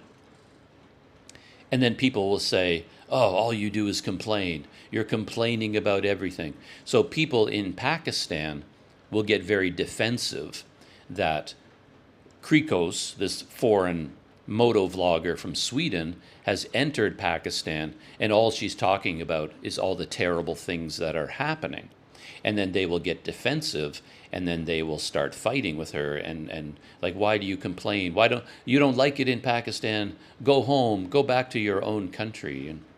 But again, you see what I mean? It's like, well, she's not actually complaining. She wasn't happy, clearly. She wants to get on her motorcycle and just go. So sure, she is saying that this is a bad situation and she wishes it was different. But she's not actually complaining all the time. This is part of the adventure of traveling around the world on a motorcycle, right? She's storytelling, not complaining. So that's one thing that jumped out at me. And the other thing is, more interesting to me, is that there were a lot of comments from people from Iran. And they were saying, well, why didn't you just stay in Iran? Because she had a wonderful time in Iran. The people were welcoming, the people were hospitable, the people were friendly. But all she did was drive her motorcycle really quickly from one side of Iran to the other. Just like zoomed through the country, had all these motorcycle adventures, and now she's in Pakistan, where everything is difficult, everything is falling apart. And then all these Iranians were saying, well, you didn't see anything in our country. Like, Iran is a huge country, and they started listing all these beautiful areas of the country, all of the mountainous areas, all of the history, all of the culture, the food, everything that she could have done in Iran. But because she just blasted through the country on her motorcycle and didn't really go anywhere, she missed out. And they were saying, listen, like, all this time that you are stuck in this police station at the border, you could have been here traveling around our beautiful country of Iran, where you're welcome and you would had an amazing experience. And I think about that all the time, where you're making travel plans, for example, and the urge is to go around the world, just like Unamoto, like Itchy Boots, like Krikos, and they get on a motorcycle and they decide that the best way to go traveling is to go around the world, but in a way that is also the worst way to go traveling, where, as in her case, she blasted through Iran very, very quickly on her motorcycle because she's on a motorcycle journey, but she missed out on almost everything that the country had to offer. And I see that in the history of Itchy Boots travel as well, where she went through all of Africa on her motorcycle, but from my point of view, she missed out on so much, where, yeah, I mean, her focus is on riding the motorbike and beautiful scenery that you see from the road. And that's the journey she's on. That's what she enjoys. But then all through Africa, she was in all these, I keep thinking about the coastal cities, where, I mean, that's an amazing part of Africa. Any big city you go to that has that's on the coast in West Africa, someplace like that, go down to the beach and watch all the fishing that goes on down there. It's amazing. The lifestyle all up and down the coastline is just amazing. And she would arrive in one of these big coastal cities, spend one night in a hotel, and then get a new visa at the embassy for the next country, and then drive out of that city and never see anything in that city. I mean, I could spend 6 months in one of those cities and never run out of things to see, things to do. At least go down to the markets, go down to the coast, experience all the life of the fishing boats and the fishing villages. Yeah, I don't know. And Itchy Boots didn't do anything like that in Africa because that wasn't her interest. Yeah, there's a lot you can do in these countries that all these moto vloggers, they never do, because all they do is ride their motorcycle. And you could see that in the case of Krikos here, where, as I said, she went through Iran. I haven't watched her videos from Iran, so maybe I'm overstating it. Maybe she actually did a lot more in Iran than I realized. But she did get a lot of comments from people in Iran saying, you should have stayed longer, and you barely saw anything in our country. So I assume they watched her videos, and as Iranians, they're disappointed that she didn't stay longer and she didn't really see the best that the country had to offer. And it's like, well, why go to a country like why go through Baluchistan, where you can't do anything, and yet you skipped everything that's amazing in our country? So anyway, yeah, that's kind of what had jumped out at me. So, yeah, that's another difference, I guess, just to skip back in time a little bit, between Krikos and Nora Lee, because Krikos talked a lot about logistics, about how, here I have to go to this embassy, and I have to go to a hotel where I've got good Wi-Fi because I've got a lot of arrangements I need to make. I've got a lot of paperwork I have to do, a lot of logistics, getting visas, making plans, contacting people. She talks a lot about all the work going on sort of behind the scenes, which Itchy Boots, never does, basically. She just keeps all that stuff in the background and rarely mentions it, certainly never focuses on it. So that guy saying that Krikos was a copy of Itchy Boots is completely ridiculous. And in an odd kind of way, if you thought it was important and you wanted to say someone was copying Itchy Boots, you could actually look at Unamoto, this guy Eric from Canada, because he came right out at the very beginning. His very first videos, he said, I was inspired by Nora Lee and the Itchy Boots YouTube channel. I watch her videos and I think they're amazing, and I want to do what she is doing. And he set out basically to copy what she is doing. And he says, okay, I am going, just like her, I am going to get a motorcycle and I'm going to ride my motorcycle around the world and I'm going to make YouTube videos. And he got the same cameras. She has the exact same combination of GoPro 360 camera. He has the same drone. He incorporates the same exact structure of his videos. I mean, if anybody is said to be copying Itchy Boots, it's actually Unamoto. He's almost a carbon copy, except he does talk a lot more about challenges and logistics, a lot more behind the scenes content, I think. But I don't know. I don't care, for example. I mean, it's almost impossible not to copy somebody. Like here I am in Sumatra, and I haven't done it yet. But in theory, I'm going to get on my bicycle, and I'm going to ride my bicycle to other places in Sumatra. But in the past, right now, there are lots of other people riding bicycles around the world and making YouTube videos. So, like, how can you not copy what other people are doing? You're not deliberately copying them. You just happen to be doing the same thing, and it's just natural. It makes me think about stand-up comics. They always get in trouble. Like somebody will accuse them of stealing jokes from another comedian, but it's not unreasonable to believe that two comics came up with the same joke. Obviously, I mean, if you watch late night talk show hosts, if you watch Jimmy Fallon, Stephen Colbert, and Jimmy Kimmel on the same night, they will all tell the same Donald Trump joke every night. They're identical. And is one copying the other? No.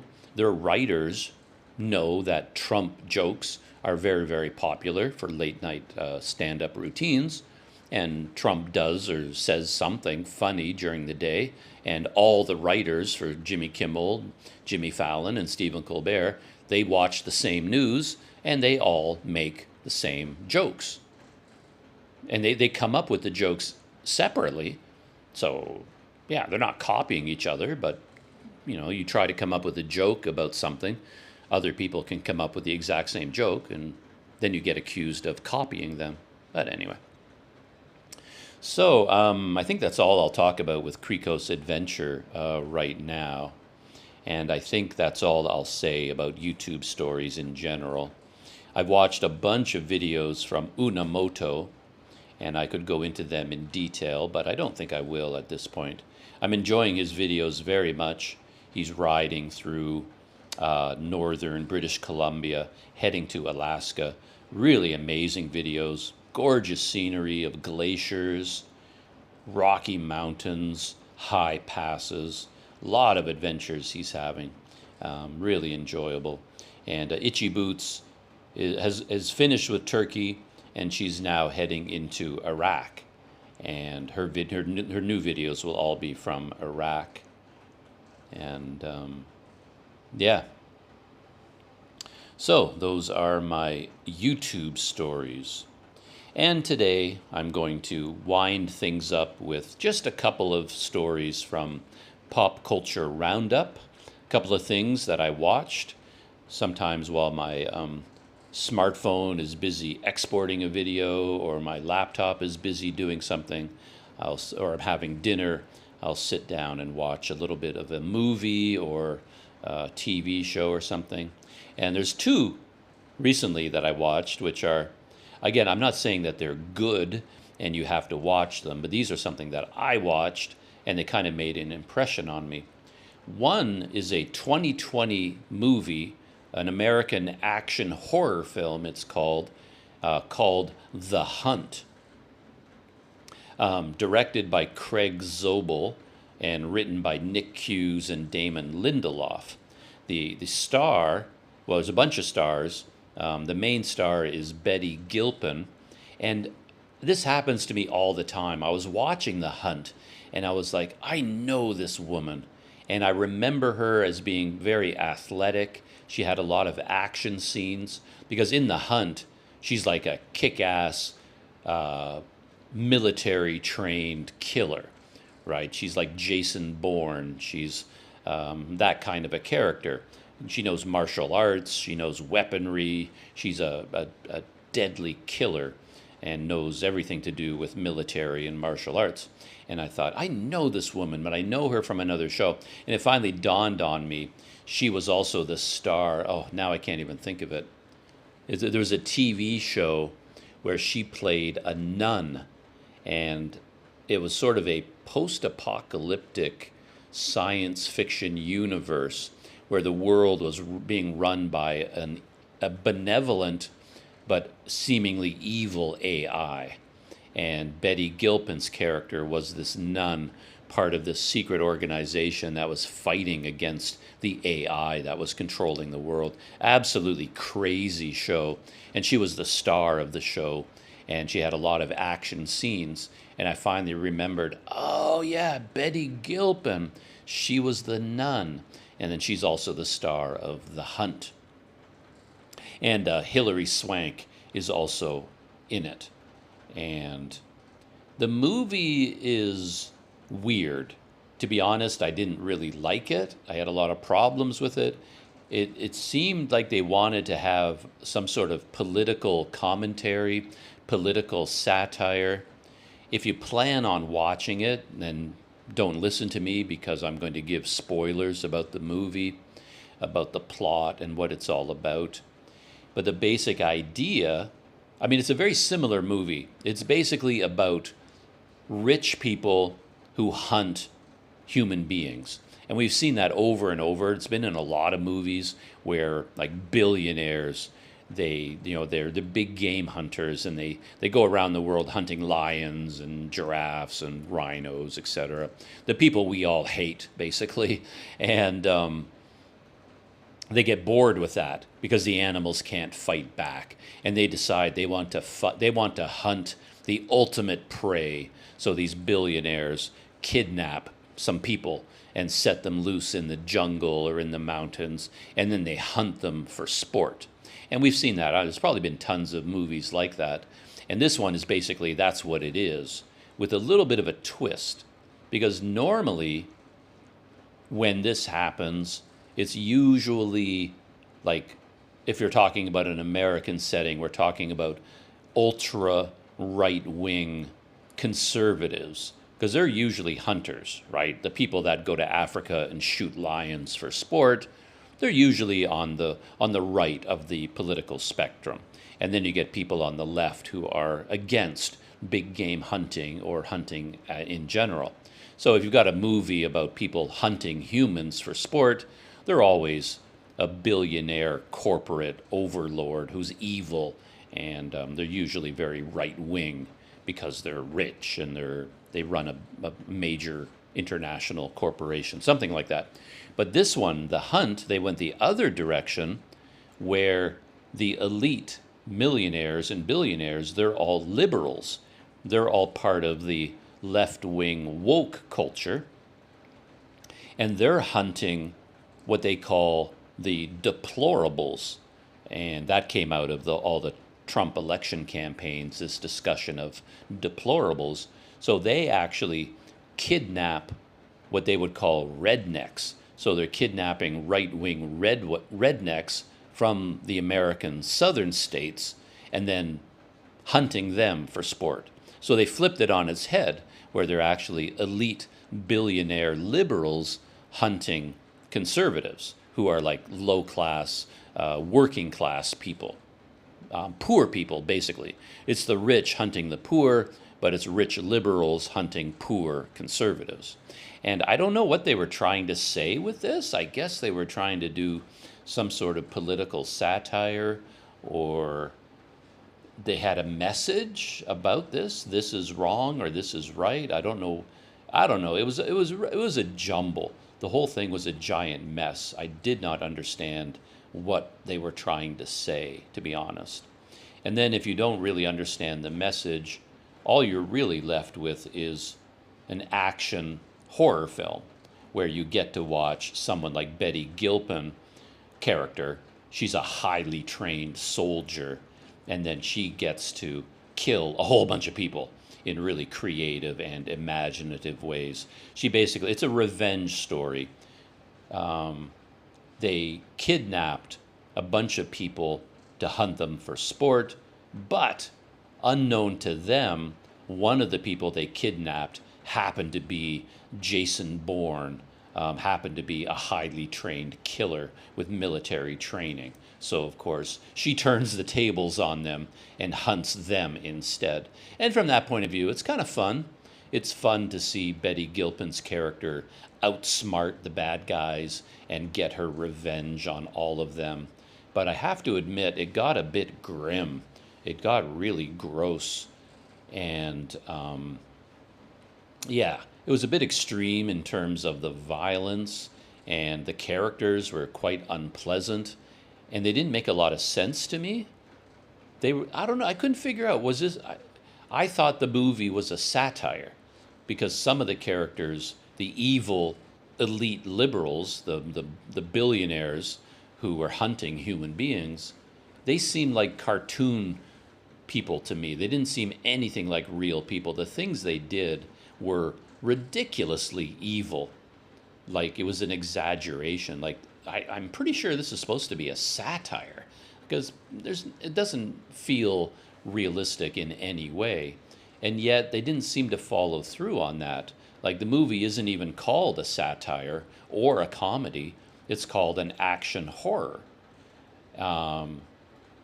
Anyway, it does say here, I'm reading the Wikipedia thing, and I guess on Wikipedia it says Zobel and Lindelof have said that the film is intended as a satire on the profound political divide between the American left and right.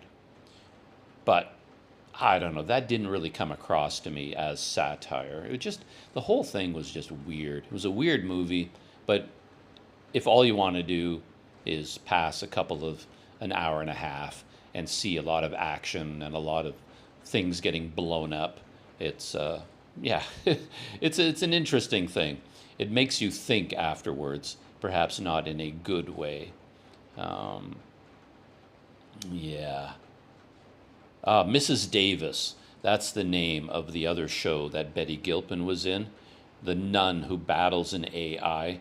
It was on Peacock, and her character name was Mrs. Davis, and that was also the name of the show.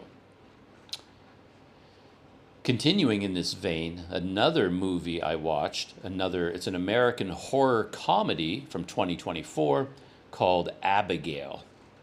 And this one was out there. It seems to be very popular, critically acclaimed. And again, if you don't want to know what it's about, really don't listen to me. Don't watch the trailer. The trailer gives away everything. Just watch Abigail and let yourself be surprised, because it is a surprising movie. A lot of interesting things happen. There are twists. But so that is your spoiler warning. If you have no intention of ever watching Abigail, then you can listen to me describe it. And it's basically, okay, spoiler alert, it is a vampire film. And the basic idea is that it starts out almost like a heist movie and a kidnapping for ransom, where a highly trained group of criminals, almost like Reservoir Dogs, because they're not allowed to give their names or their identities, and each one has a specific skill. So it's a little bit like Ocean's 11 combined with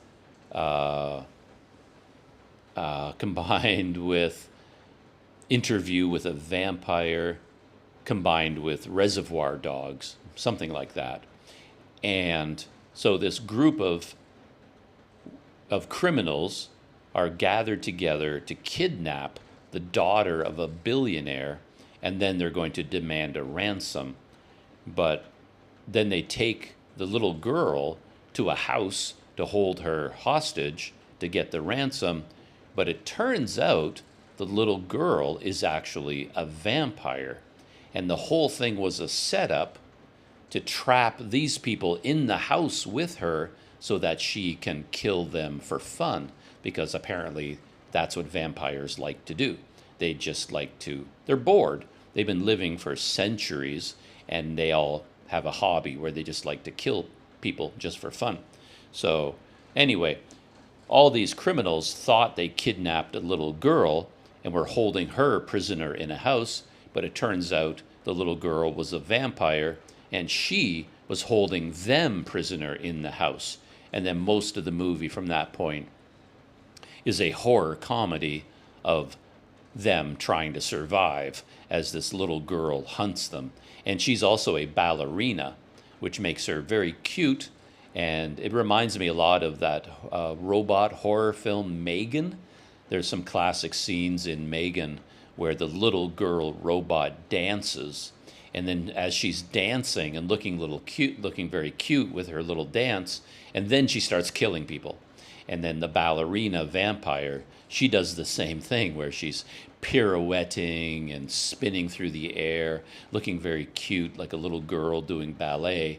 But she's using all these ballet moves and then killing people as a vampire in increasingly gruesome and horrible ways. And yeah, it is quite the movie, I have to say. And I don't know that I actually enjoyed it because I wasn't really in the mood for it, but I can see why people would really like it and call it a good movie. It certainly, even the critics liked it, and audiences like it as well. The only thing I didn't like about it, and I'm a stickler for these sorts of things, is how quickly stuff would happen. And I know why they do it, because most people don't care. And in order to keep the action moving and to keep the plot moving, in these movies, they accelerate the timeline. So I'm thinking about movies like Alien. The very first movie, Alien, was kind of okay because there's a progression of time where the alien face hugger implants the embryo inside one of the characters.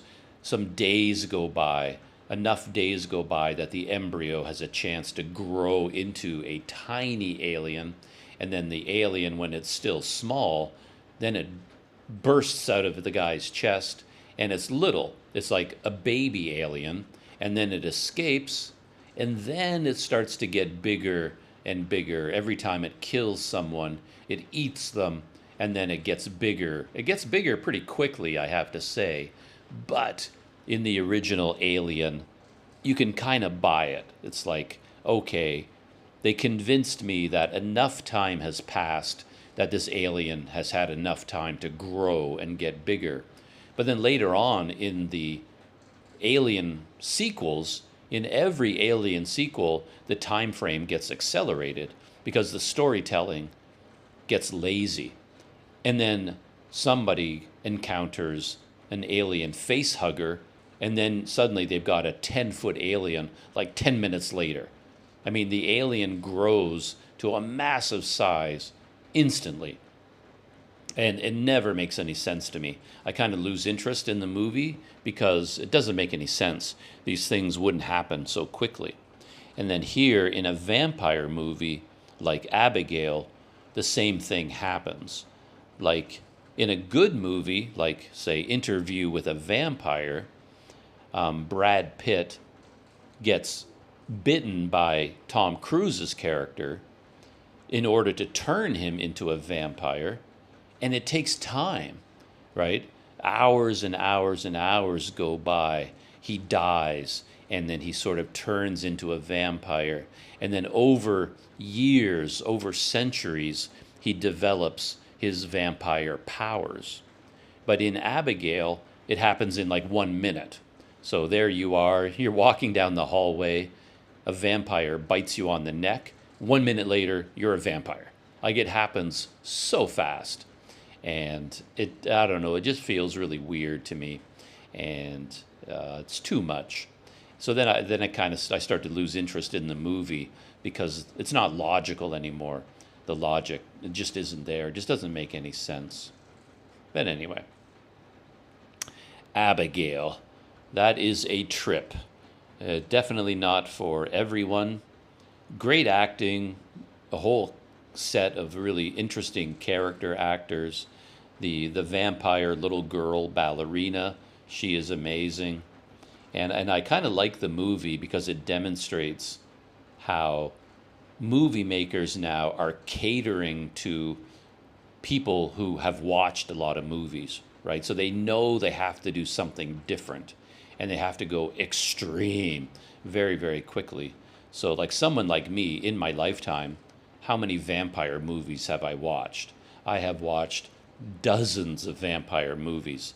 I know all the vampire lore. I've seen it over and over and over again. So, a movie like Abigail is made for someone like me. And they just say, okay, we want to make a vampire movie, but how can we make it nuts? Let's just make it as extreme as we possibly can. And you see a lot of movies like that these days where they clearly thought, okay, there's only so many types of movies you can make, and you decide, okay, I want to make a vampire movie, I want to make this kind of movie, that kind of movie. It's all been done 100 times before, so let's just go nuts. And then people like me will still enjoy it because we get it. We're in on the joke.